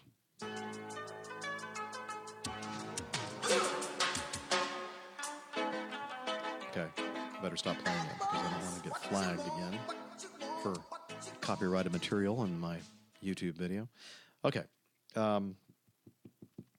I just thought I'd relay my experience with that. I traveled from Miami to London with a major UK carrier in 2010, and once home, after no sleep for 2 days and hundreds of miles of car travel, as well as the longest flight, I elected not to immediately unpack my suitcase and just sleep. A couple of days later, I began unpacking and noticed that the padlock on my case was missing. After opening my case, my $200 rollerblades were sat there staring at me, but my new aftershave cologne was missing. I reported this to the carrier. They told me to go to my insurers. The travel insurance people said, my claim was void as I didn't unpack my bag within 24 hours of my landing time. How unfair, I thought. What a waste of money that policy was. Pursuing it further with the airline would have involved a billion forms, etc., and for the sake of $35, I decided to just take the hit. I'm still pretty peed off about that, though. So I'm ecstatic that these thieving TSA agents are being caught. I think you even mentioned one in Miami being caught. Superb. Oh, his whole feedback is just tinged with anger of these TSA people stealing his stuff, and I don't blame you, Rob. Okay, another thing to mention a couple of times in another thing mentioned a couple of times in APG 024 or 25. Heck, wow, I don't even know what I talked about back then. I think it was how it could get pretty hot and uncomfortable for passengers in the southeastern United States during the summertime while waiting for pushback due to no air conditioning available for the engines while being started. I experienced that too, actually on the same flight from Miami to London. It was a 747-400, and it was absolutely boiling in the cabin. We sat there for about 40 minutes after boarding with no air conditioning and a full flight. This was during the cabin crew strikes of 2010, where many flights were canceled. I was so glad I brought extra water just before boarding. I was so uncomfortable. I'd wondered why there was no air conditioning while we were waiting to push. The flight crew did apologize for this, but did not give a reason. I presumed it was due to some kind of fault, but now, having listened to your episode where you discussed PACs, I'm guessing it was because the APU was being used to start the engines, as there are 4 on the 747. This is why we were without air conditioning for a while. Is that right? Once one engine is running, though, can't the air pressure developed by that be used to help start the other engines? Doesn't seem very well organized that the passengers would have to go without air conditioning for such long periods during standard preparations for departure, particularly on a summer afternoon in Miami crammed into a metal tube with about 300 to 400 other sweaty human beings and howling babies. Just wondered what your take on this was. Hope my email wasn't too long. Love the podcast. Thanks again. No, not too long at all, Rob. Thanks for your feedback. I do appreciate it. Okay, the no air conditioning could be a lot of things. Sometimes, and this really hacks me off, that Acme sometimes sends my airplane, in the time of year, in the summertime, when it's just hotter than blazes, down to places like Miami, Fort Lauderdale, Tampa, Fort Myers, West Palm Beach, with the APU inoperative. No problem, they say, because they have external air. Well, guess what? Depending on the station you go. Now, I've been to some stations where the external air conditioning is actually pretty good, but that's the exception and not the rule. So here we go with an airplane headed down there, and the other thing is that in the sequence of events, when you arrive, the first thing they do is plug the electricity in and hoping that you're going to shut down the engines. and then they take their time connecting the air conditioning hose, and just all it takes is just a couple of seconds with no air circulating in the aluminum tube, with the sun bearing down on it and the temperature in the 90s and the humidity in the 90s, for that cabin to get just unbearable. And so I may have relayed this incident with you in the past, and if I have, I apologize for repeating it again. But you know what? I'll probably repeat it again in the future, forgetting that I've done it right now. But we were scheduled to fly a flight from Atlanta to Palm Beach, West Palm Beach, and of course the APU, the auxiliary power unit, was not working. And so I called up the dispatcher and said, "Really? We're going to send this airplane down to South Florida in June or August or whatever it was without an APU?" He goes, "Yeah, no problem. We've already talked to the operations folks, and they're going to make sure that they have external air conditioning on you as soon as you arrive." And I said, "Well, I want you to do this. I want you to call the operations people and tell them that this captain is not going to shut down all of the engines. I'll leave one engine running until I actually feel the external air conditioning coming and flowing into the airplane." And he goes, "Yep, got it. We'll give him a call." En route down to West Palm Beach, I sent a message via our ACARS and said, "Did you get a chance to talk with the operations people and tell them what the plan is?" He goes, "Yes, I did. Got it covered. We're good to go." Okay. So we land. Taxiing in, I asked my first officer to call operations on the local frequency and to reiterate that I am not going to shut down the left engine until I feel air conditioning on the airplane. Okay. Yep, he says they're aware of it. Okay. You can guess what's happening here, right? Or what's going to happen. Pull into the gate.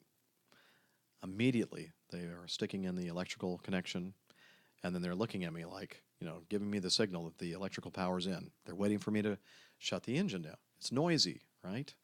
I don't blame them not wanting that engine running out there.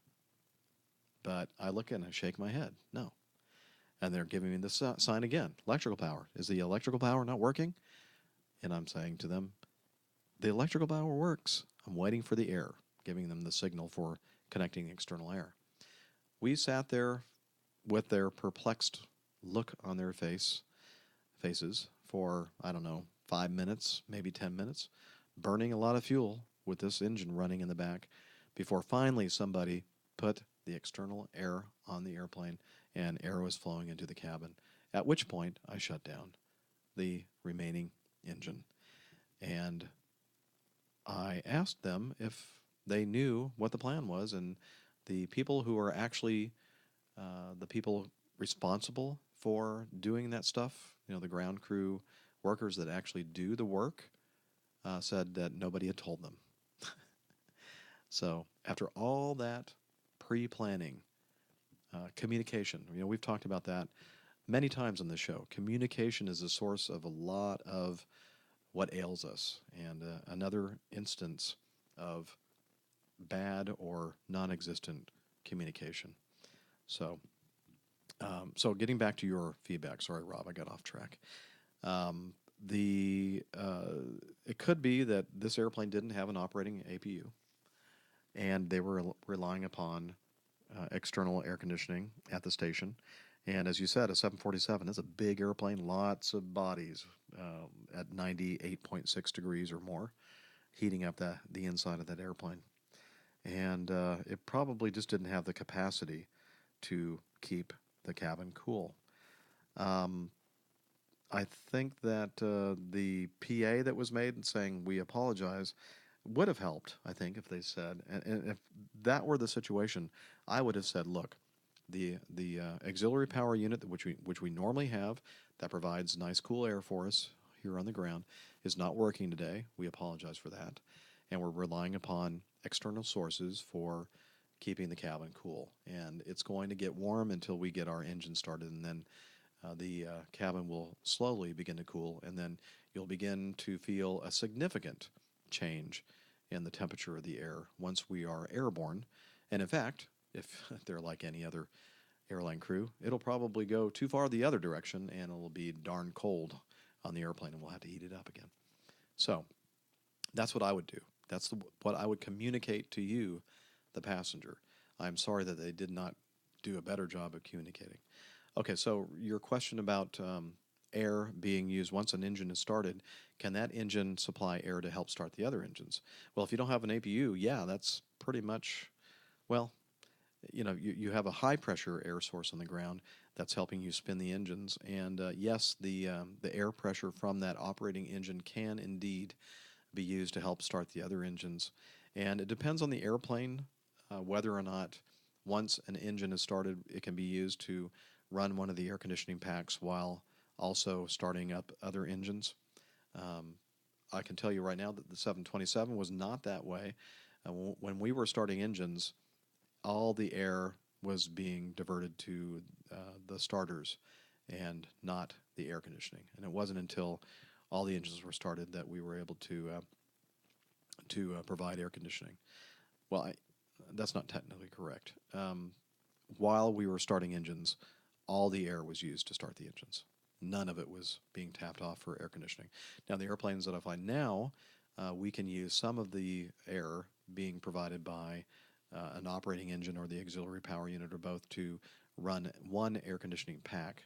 So you're not going to have the full force of air conditioning, but at least it's not like you have everything off. So again, it depends on the airplane. Probably depends upon the operating procedures for that airline as well. So again, thanks, Rob, for your feedback. Continue to listen and send in feedback. And again, thanks for the great blog or the forum that you host, the Professional Pilots Rumor Network. Is that right? Professional Pilots Rumor Network. Yeah, I think that's it. And again, has nothing to do with prunes.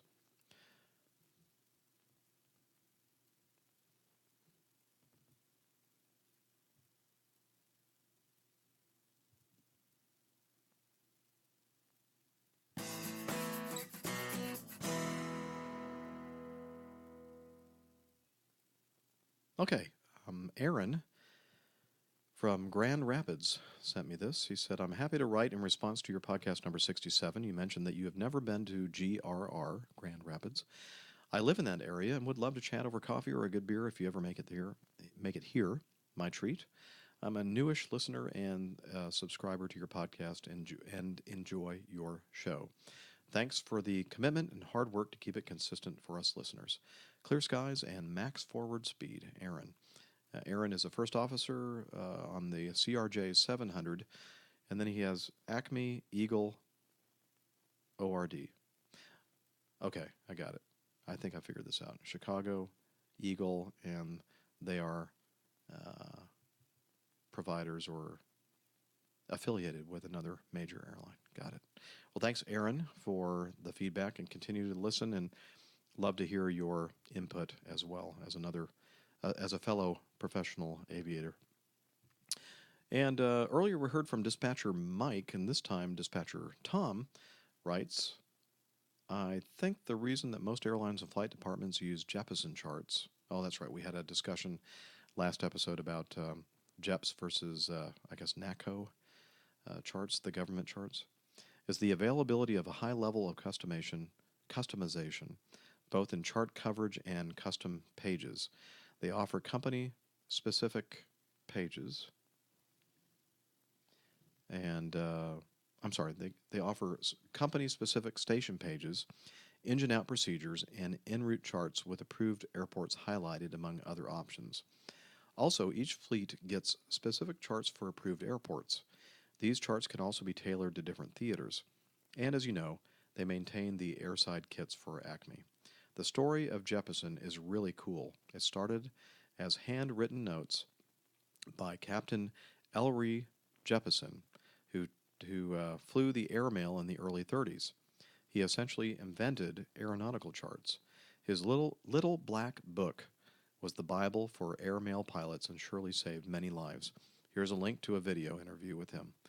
And he sends the URL to a YouTube video, which is the Captain Jeppesen story. And I've seen this before, and I'm going to watch it again because it's a great documentary about Captain Jeppesen and how he came up with these handwritten notes about information of various places he flew, and then started sharing them with other pilots, and it became a huge business for him. And a pretty neat story. And I've also mentioned in the airport at Denver, in the main terminal, I believe, is a great museum that I have not actually seen myself. I've heard it's a really good museum, and it kind of highlights Jeppesen and his contribution to the aviation industry. Back in the early 2000s, while I was at an Acme Connection carrier, I was part of a team working with JEPS on an IT project. We made several visits to their headquarters in Denver, where there's a great statue of Captain Jepp at the entrance. One day they took us on a tour of the charting operation. It was the very early days of print on demand, so most custom orders were hand-pulled from pre-printed stock.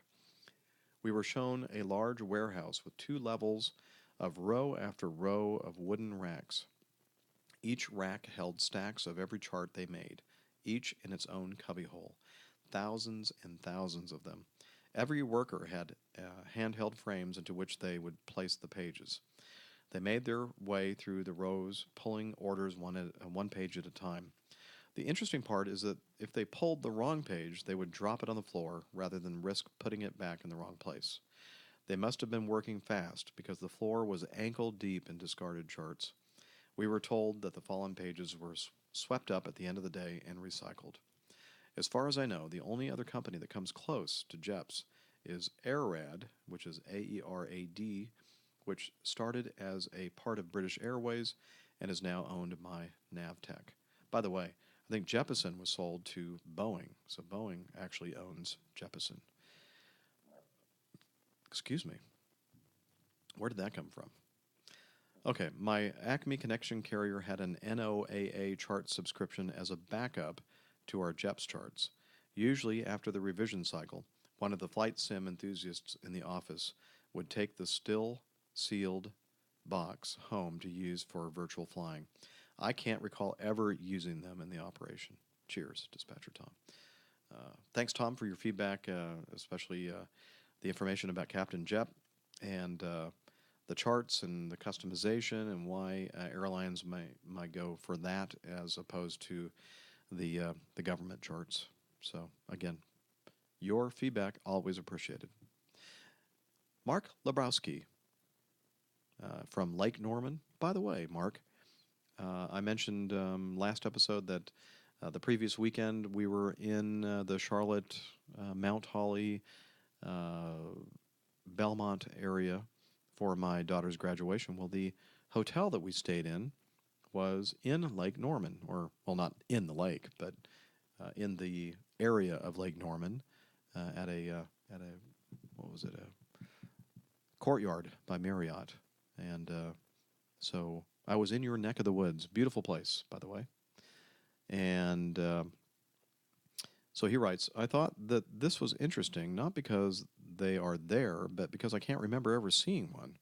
Apparently, there are dozens of them. Just wondering if one ever caught your eye, you being an Air Force alum and all. May the runway rise gently to greet you, Mark Lebrowski. And his link is barcodes for bombers across the United States, Google Earth blog. And the subject of the article is these things that sort of look like barcodes. I guess they're the predecessor of barcodes. Well, the article says this. If you cruised around the United States in Google Earth a lot, you've likely encountered some strange barcode-looking patterns in various places. A good example comes from Walker Field in Maryland. The rectangles were adopted by the Air Force in 1959 and was a way to test aerial cameras, making for a unique situation in what we're able to view, this outdated aerial photography technology thanks to the newer aerial photography technologies brought to us by Google Earth. And so I'll put a link in the show notes to this article that Mark sent us. And yeah, basically a bunch of bars, like almost like an eye chart, but they consist of bars set at different angles and different resolutions. And I guess this was a way for them to calibrate the aerial cameras. And now you can look at them from the satellites. And have I ever seen one? No, I've never seen one of these things. Very strange. But thanks, Mark. Oh, more audio feedback from Renato. So let's listen to what... Oh, you know what? Okay. I'm going to have to pause momentarily because I forgot to load this thing up.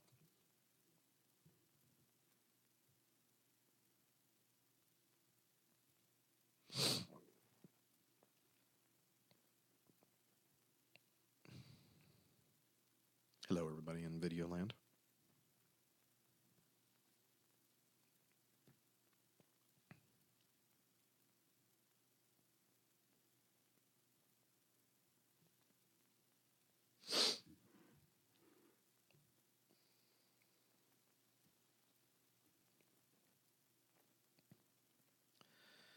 Oh, I gotta get to bed soon.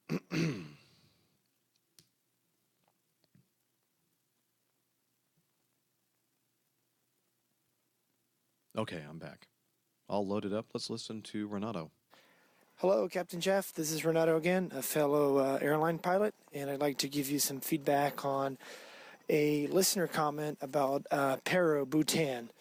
And before flying for an airline, I did fly corporate aviation for a few years, and I went to Pero 4 times in the airplane that I flew.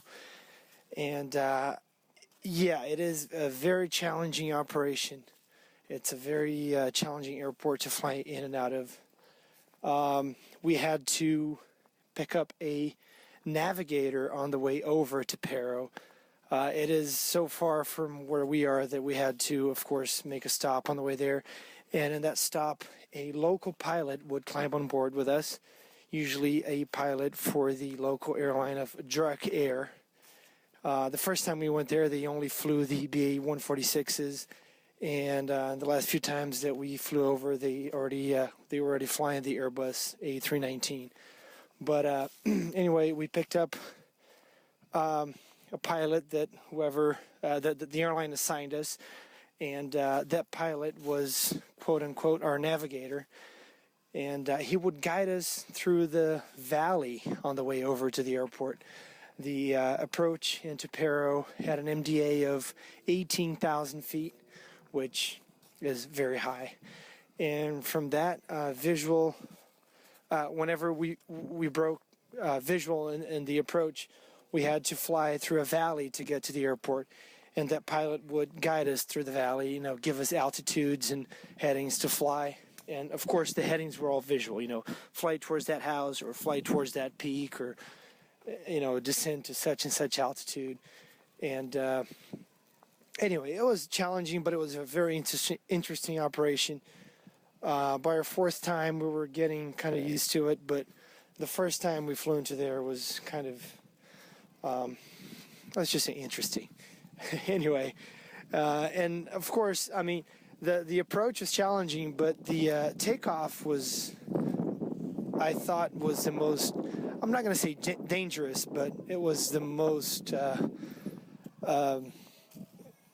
whenever we had to be the most careful, just because if we ever had an engine failure on takeoff out of Pero, we'd be in trouble. It's a very high airport, and the terrain around it is very, very high and challenging to deviate from. So, but we were lucky. We never had any issues going in and out of there. So it was just fun. It was just a very fun operation. And if your listeners have a chance to go on YouTube and type in Pero, and I'll never forget the airport identifier, which is Victor Quebec Papa Romeo.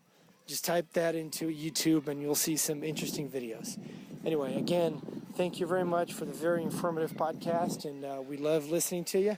Keep it up, and take care. We'll talk to you later, Jeff. Take care. Bye-bye. Renato, great feedback. Thank you so much for doing that. We have listeners literally around the world, ranging from just aviation enthusiasts to airline pilots like Renato, and your expertise, your experience, really lends so much to this show, and so I appreciate it. Anytime any of you want to add to the show, please do. And Renato, that was great. The video that you can watch, videos you watch on YouTube, as you said, do the search in Google for the Paro Airport in Bhutan. I'll have a link to I think it's a Wikipedia article about the airport. Pretty impressive place to land and take off, and very impressive audio feedback. Again, thank you so much.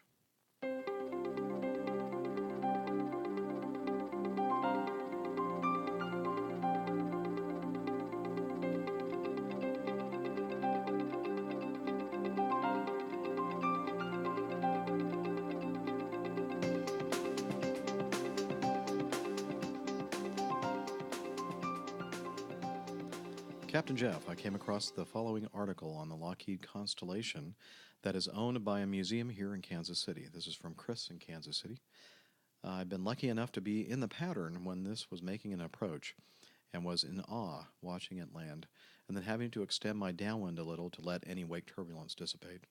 It's a cool reminder of what flying the airlines used to be like well before my time, back when people would consider a flight a special event and would dress up in more than just a t-shirt and sweatpants. Anyway, we always hear about old bombers and warplanes being restored, so it's cool to see a story about a storied airliner taking to the skies again. Keep up the great work on the podcast. Happy landings, Chris. And so he puts a link here to the efforts by the museum in Kansas City to raise cash to fly the Connie, the Lockheed Constellation. This one in particular was one of the last ones made back in 1959. I was made right around that time frame myself, back in 1958. Maybe this was 58. I just read the article earlier today. I've already forgotten when it was actually came off the assembly line. Let's see. The National Airline History Museum is trying to raise $3.2 million to restore its Lockheed Constellation propeller-driven aircraft and recreate multimillionaire aviator Howard Hughes' record-setting cross-country flight in the plane that transformed commercial airline travel. The Kansas City Museum's Connie is one of only a handful of 856 that were built and is still airworthy with a little work. The museum is planning to fly it on April 17th of next year, the 70th anniversary of the 1944 inaugural flight, piloted by Hughes and TWA president and co-founder Jack Fry. The nonstop flight took 6 hours and 58 minutes, cutting the time of previous coast-to-coast flights in half. It was a major leap forward, which is why we want to do the flight, because it was so significant in the development of the airline industry, says John Roper, the museum's vice president of operations. It was more than national travel. It ushered in global travel.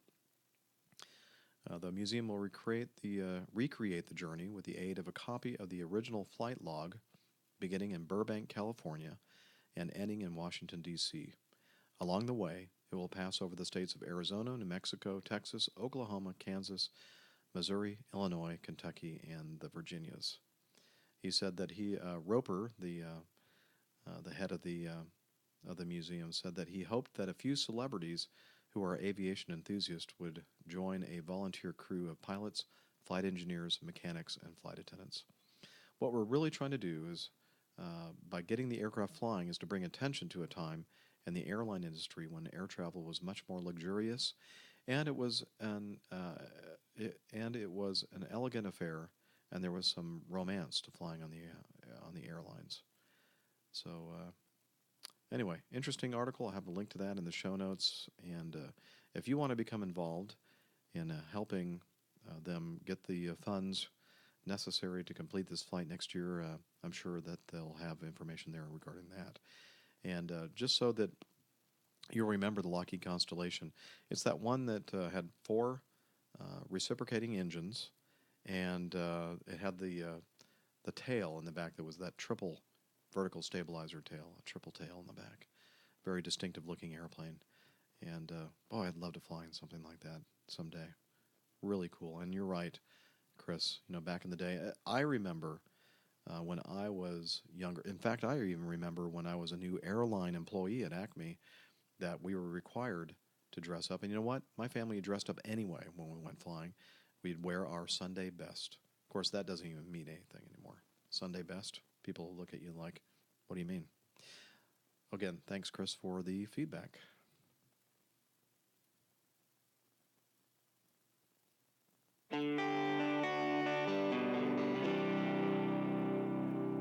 More feedback, and this time it is from Super Troy. Hello, Captain Jeff.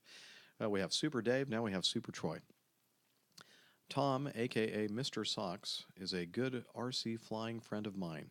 He told me about your podcast, and I am hooked.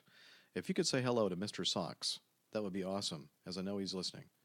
Okay, Tom, a.k.a. Mr. Socks, thanks for telling your friend Super Troy about my podcast. Appreciate it.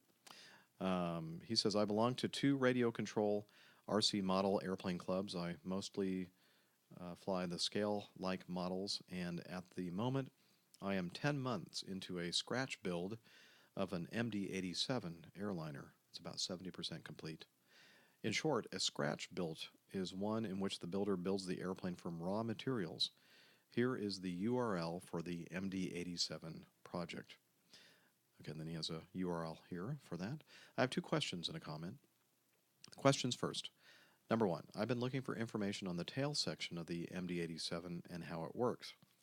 As I understand it, the horizontal stabilizer moves, dampened in some way, and there's also an elevator. Can you comment on how the tail section is set up on the MD-87, if you know? And number 2, I've been looking for a pilot chat that I might use when getting the MD-87 to the flight line. Any chance you know where I could get a good recording of such? The idea is to play this recording as I use the pushback truck to get the airliner to the flight line for takeoff. I recall you commenting that some pilots are doing checklists as they taxi, and this could be the reason for wingtip strikes near the gates lately. Well, I mean, we've always done checklists while taxiing. The difference is now that we're doing, well, never mind. The way we're doing is just fine. Who knows exactly why we're getting more wingtip strikes. Okay, so let's take on your questions and then we'll listen to your comment. Number 1, the tail section of the MD-87 is pretty much a traditional setup. You have the horizontal stabilizer, in this case the MD-80 series. I fly the 88 and the MD-90, but the same with the MD-80, 82, 83, 85, 87, whatever, different designations. They're all MD-80s, basically. The tails on these airplanes are T-tails, which means that they are up higher on the top of the vertical stabilizer as opposed to the more traditional arrangement in most other airplanes, like all the Airbuses and the Boeing 757, 76, 777, etc. So we have this, but that's okay. It's situated up higher because the engines are mounted on the tail, and you want to keep the horizontal stabilizer away from the jet blast from the engine. So the aircraft manufacturers put them up higher. Okay, so the horizontal stabilizer is the main part of that horizontal tail that you see in the back there.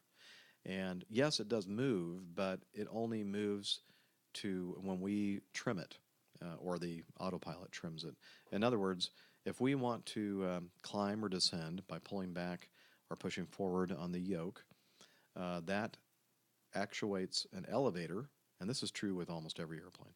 An elevator, which is at the trailing edge of the horizontal stabilizer, moves, and that in turn pushes the tail down or the tail up and causes the airplane to climb or descend or change attitude. If the forces on the yoke are there, if there are forces on the yoke, like when you're holding it back to climb and you're kind of pulling and it's not, and you let go and it will go forward, and you want to trim it so that it stays put. You use your trim switches. And what happens when you use a trim switch is a jack screw in the back, inside the vertical portion of the tail, engages with an Acme nut, which is connected to the horizontal stabilizer, and that actually moves the actual large portion, the stabilizer portion of the horizontal stabilizer, to a position so that it's trimmed with the airstream. So the elevator and the horizontal stabilizer are all in line with each other. So you can let go, if you're hand flying, you can let go of the yoke and it stays put. The pitch attitude stays where it is. Okay, I hope that made sense. Same thing, as airspeed increases, you have to actually trim forward on the pitch trim to move the horizontal stabilizer to a position to account for the higher speed, because there's more lift being created, more speed, more air flowing over the control surfaces, etc. So the elevator, again, is the primary means with which we control the pitch of the airplane, and the horizontal stabilizer moves to keep everything all nice and trim. Does that make sense? I hope it does. There are some airplanes, the L-1011 being one of them, that actually had a stabilator. The stabilizer / elevator was like all one kind of unit, and so the instead of having a traditional elevator surface and then stab that moves to trim, the whole darn thing moved. So it was a little bit different setup. Okay, and then the second question you've been looking for a place where you can find some pilot chat, so you can play that when you're pushing back and taxiing out and all that kind of stuff. One place to look is liveatc.net. Now that's actual radio communications, not internal cockpit communications. I'm not sure where you could go to get an actual recording of the stuff that's actually happening within the cockpit. I guess I could make a recording of my crew going through the checklist, although I think I'd have to get permission from flight operations to do that. So I'll look into that if I have time and see if I can get a recording of checklists being accomplished as we're taxiing the airplane and pushing back. But I don't want to get in trouble for doing something that's against regulations, so we'll see about that. Okay, now to Super Troy's comment. I've enjoyed airplanes since winning a 172 airplane ride at a church contest when I was 6, maybe 7 years old. Now at age 50, I still can't afford to own or learn to fly the full-size airplanes, but I have found great pleasure in designing, building, and flying RC models, radio control models of them. The great thing about the radio control hobby is that you can build just about any type of airplane you want to fly. Right now, I fly 2 different models of airlines, 777 and an Airbus A380. They both were kits you buy and glue together before they can be flown.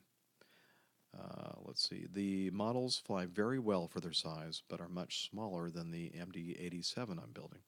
So now I not only want to build my own airliner and fly it scale-like, as I am known for, but I also want to give everyone watching the flight the feeling of being inside the cockpit before taking off.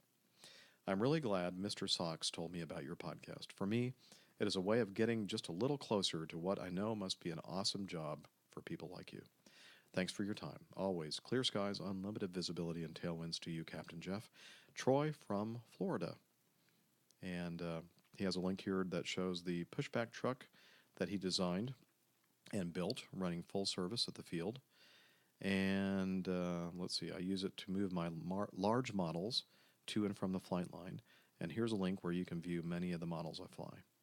And I will make sure that I have all of these links in the show notes. So thanks again, Super Troy, for your feedback. And one more time, Mr. Socks, you're a good man. Okay, let's see. Oh, somebody sent this to me. I just don't remember who, but it involves an incident just a couple days ago of a Cessna 421 Golden Eagle that was flying from where? Well, somewhere in I think Santa Clara, California to Reno, and somewhere just north of Lake Tahoe in that area, it crashed. And I have a little bit of audio from that.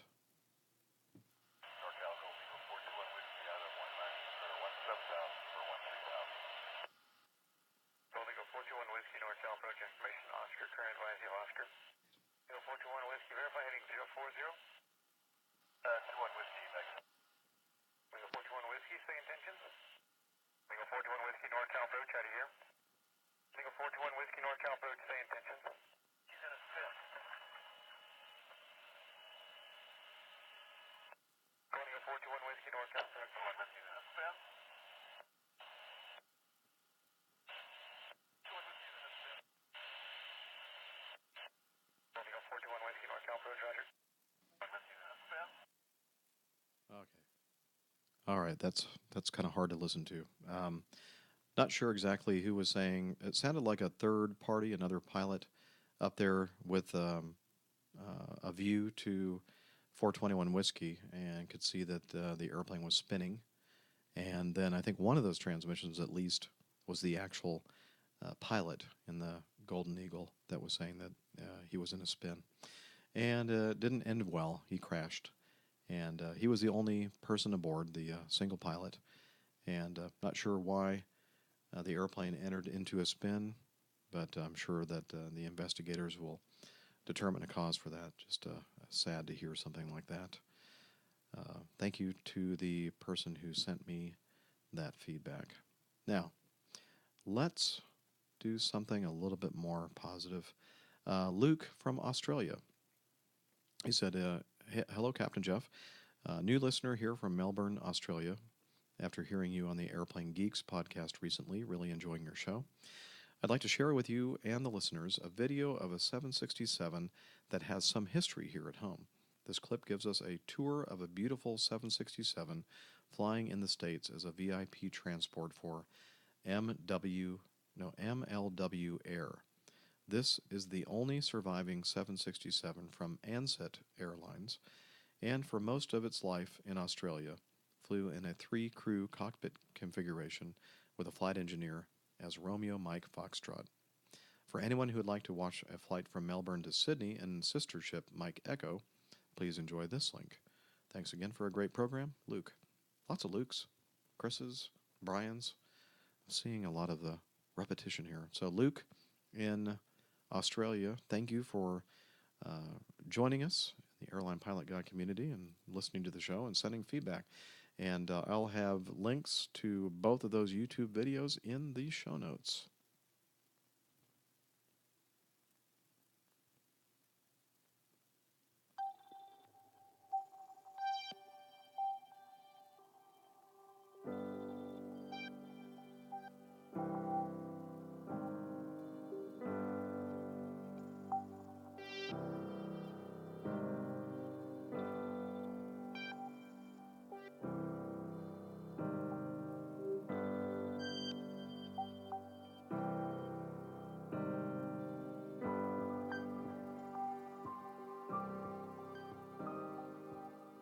And speaking of Luke, this one from the UK.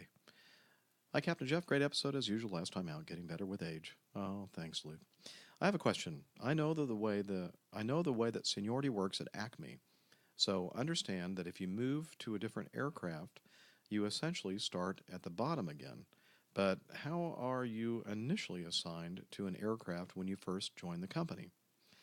Would you usually answer a job advert for a certain type of aircraft, or is there a very defined hierarchy? So, for example, start on the MD-88, and then you move to the 737. That means you can't bid for, say, the right seat of the 777 directly from the captaincy of the MD-88. Hope this finds you well, Luke. Well, no, that is not the way it works. Now, we have to separate how things work as far as going from like one airline to another airline. In that case, your seniority starts back at ground zero. So let's say, for instance, I sensed that Acme was just not going to make it, that I heard something, some insider information, that my airline was going to be gone in a year. And I'm thinking, maybe I should start looking at another airline to fly for. So let's decide that let's say that I decided to try to pursue a job at United, let's say.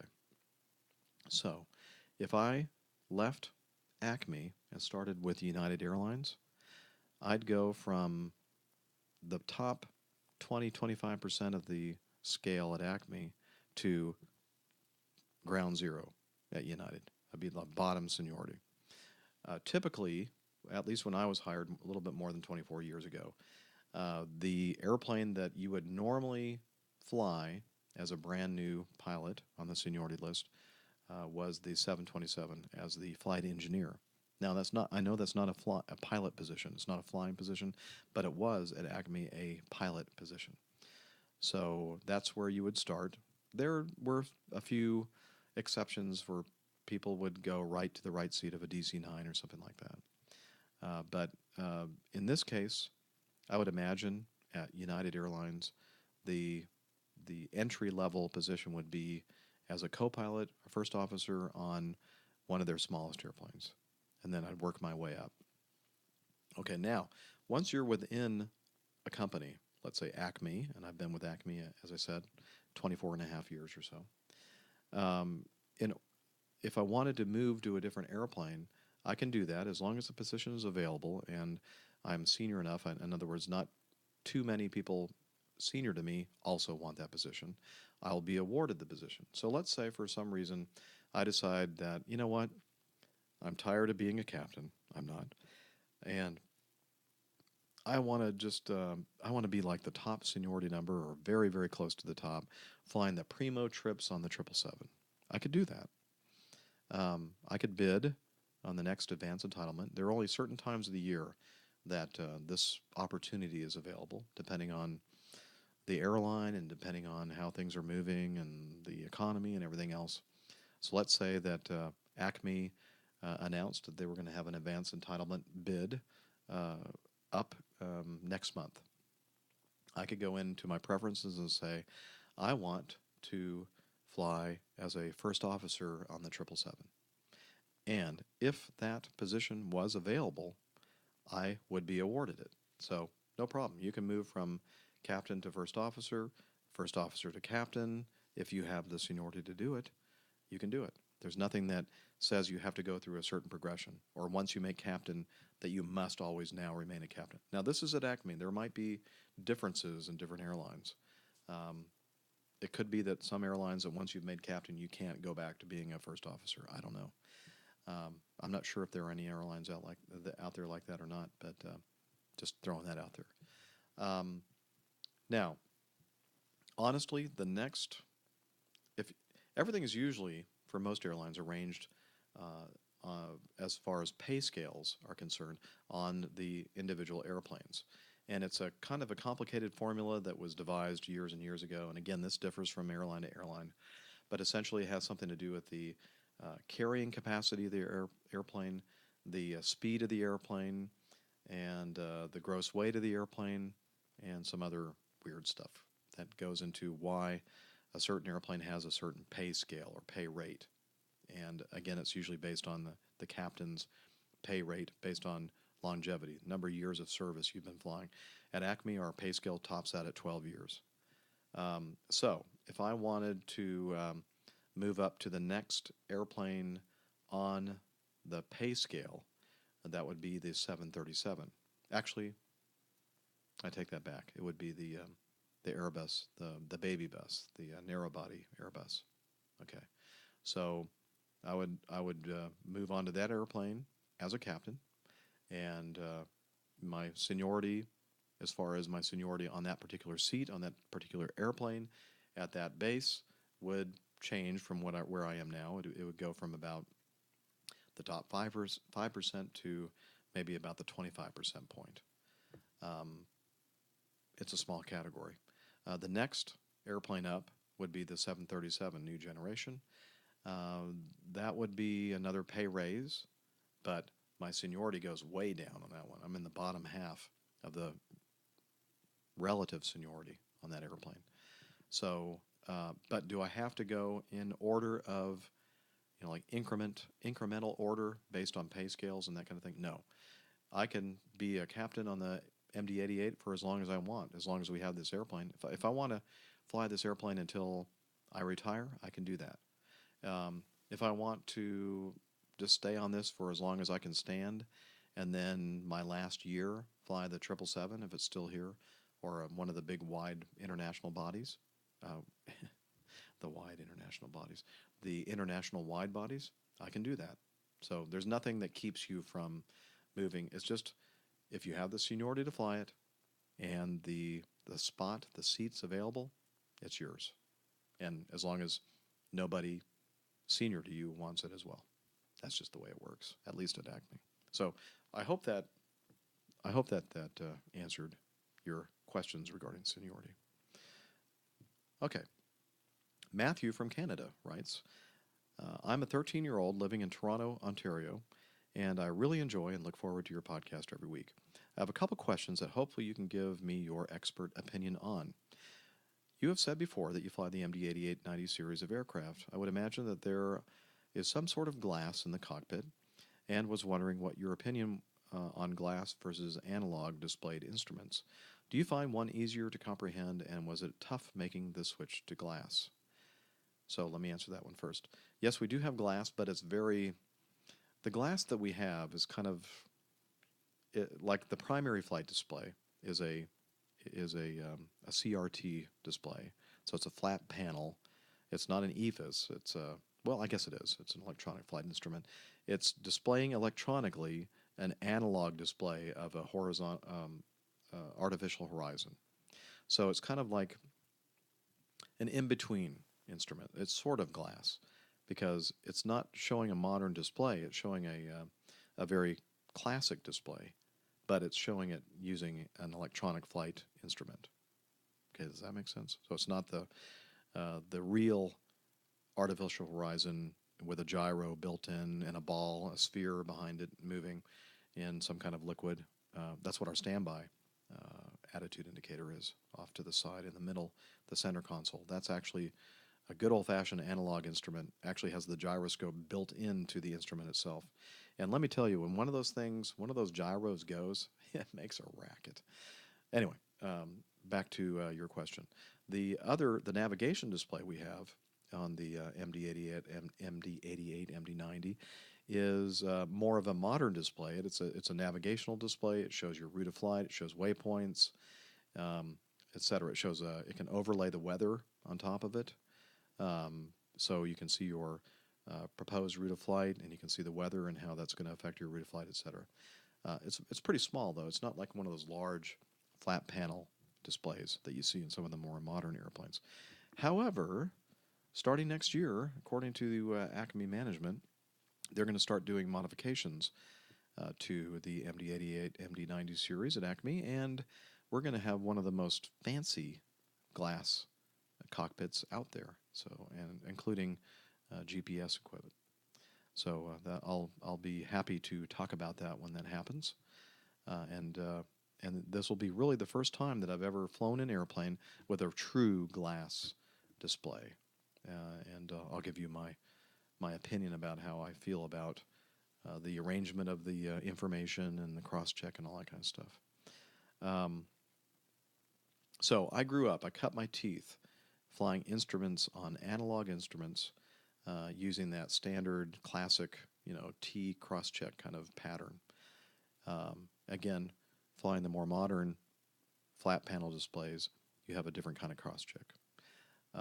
So continuing with your second question, on the MD-88-90, are there things or systems on the airplane that you particularly like in comparison to other aircraft that you've flown, or maybe some things you find a bit annoying compared to others? For example, you've mentioned before how the L-1011 you enjoyed the DLC, direct lift control system. Is there anything that stands out on the MD-88, MD-90? Thank you so much for your great podcast, taking your time to answer my questions. Matthew in Canada.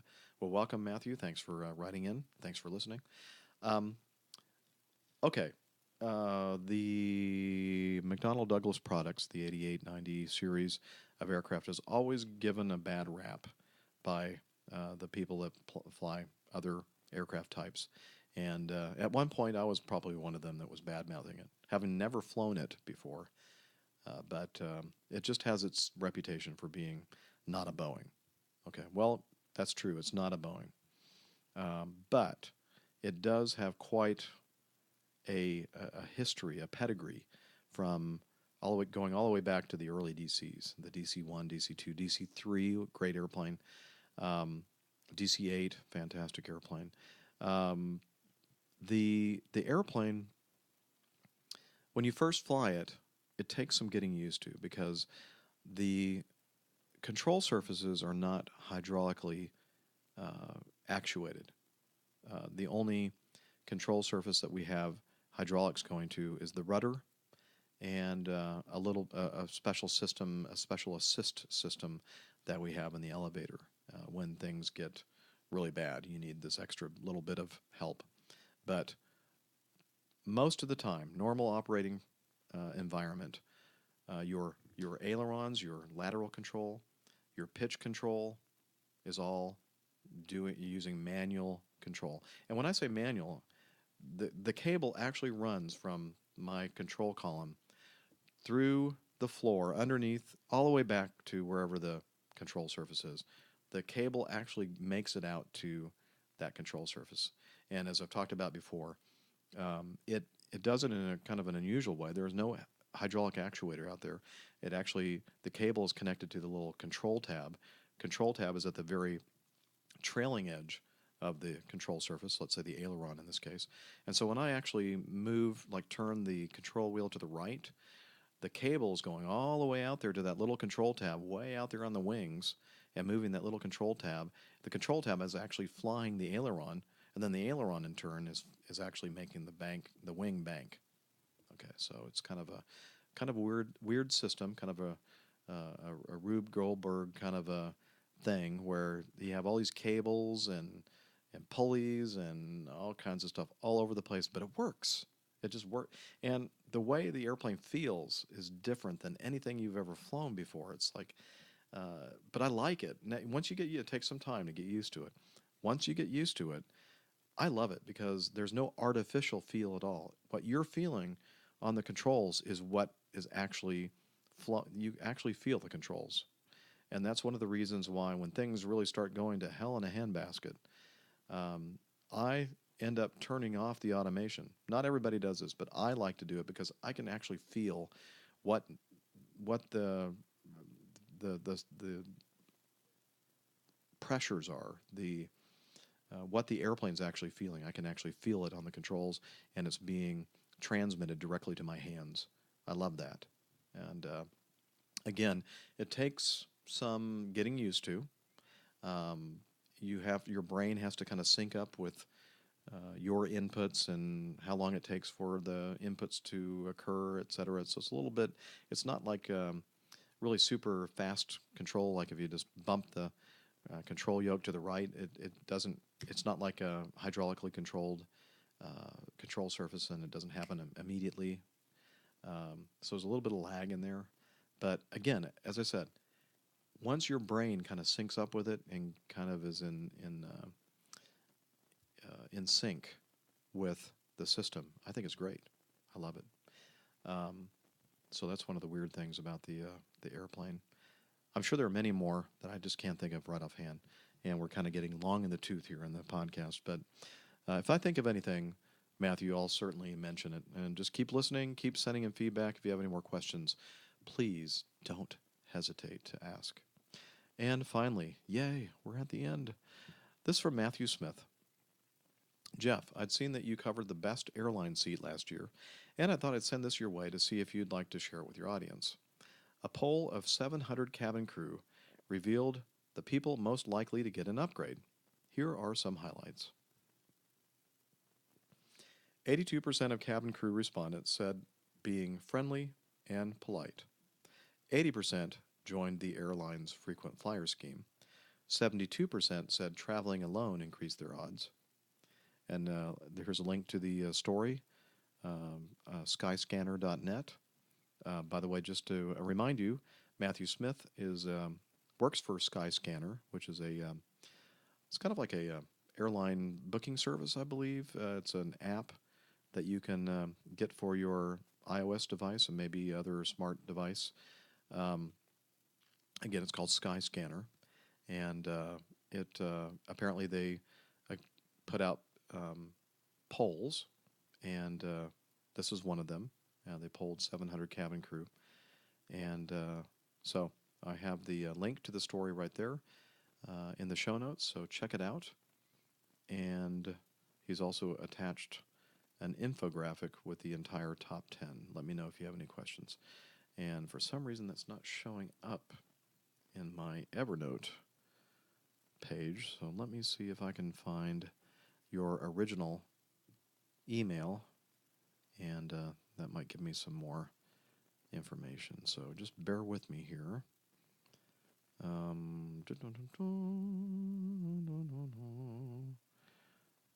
Where is it? Oh, here it is. I don't see. I'm sorry. For some reason, the attachment, the infographic of the entire top 10 didn't make it, Matthew, or Matt. So if you want to resend that, that'd be great, and then we can talk about it in the next episode. Again, though, in the meantime, I'll have a link to the story in the show notes. Again, a poll was conducted of 700 cabin crew, and they revealed that the people that were most likely to get an upgrade are, and this just makes sense, they said 82% of cabin crew respondents said that being friendly and polite is going to help get you an upgrade. If you're part of the airline's frequent flyer program, better chance. And if you are traveling alone, increases your odds of getting upgraded. Of course, that just means you have more flexibility, right? So that makes sense. So, Matt, thanks for sending that in. Again, I'll have a link to your site, skyscanner.net, and so you folks should check that out. All right, we've come to the end of yet another Airline Pilot Guy, episode 70. And let me see if I can get over here to my final outro that I'd like to mention. Again, if you'd like to send feedback, you can send that to, I keep saying again too many times, sorry. If you'd like to send feedback, send it to feedback@airlinepilotguy.com. And you can send audio feedback by calling my Google Voice number, my Airline Pilot Guy feedback line, which is area code 304-99-PILOT, 304-997-4568. And, or you can send me a voicemail by going to my website, airlinepilotguy.com, clicking on that tab off to the right, and using your computer's microphone to send me feedback that way, audio feedback. I always love that. Or you can do as many people did, like Renato, and use your iPhone or your Android phone, if it has some kind of a voice memo app. Record what you have to say, and then send it to me via email to feedback@airlinepilotguy.com. Also, Stitcher Radio. You can hear the Airline Pilot Guy on Stitcher Smart Radio. On-demand news, talk, and more on your mobile phone. The latest episode is always available to you, no syncing needed, no memory or storage wasted. It's available for your iPhone, iPad, Android phones, and beyond. Downloading is easy. Go to stitcher.com/airlinepilot or check out your app store. Stitcher Smart Radio, the smarter way to listen to radio. Until next time, wishing you a great week, great weekend, and clear skies, unlimited visibility, and tailwinds. Take care. God bless.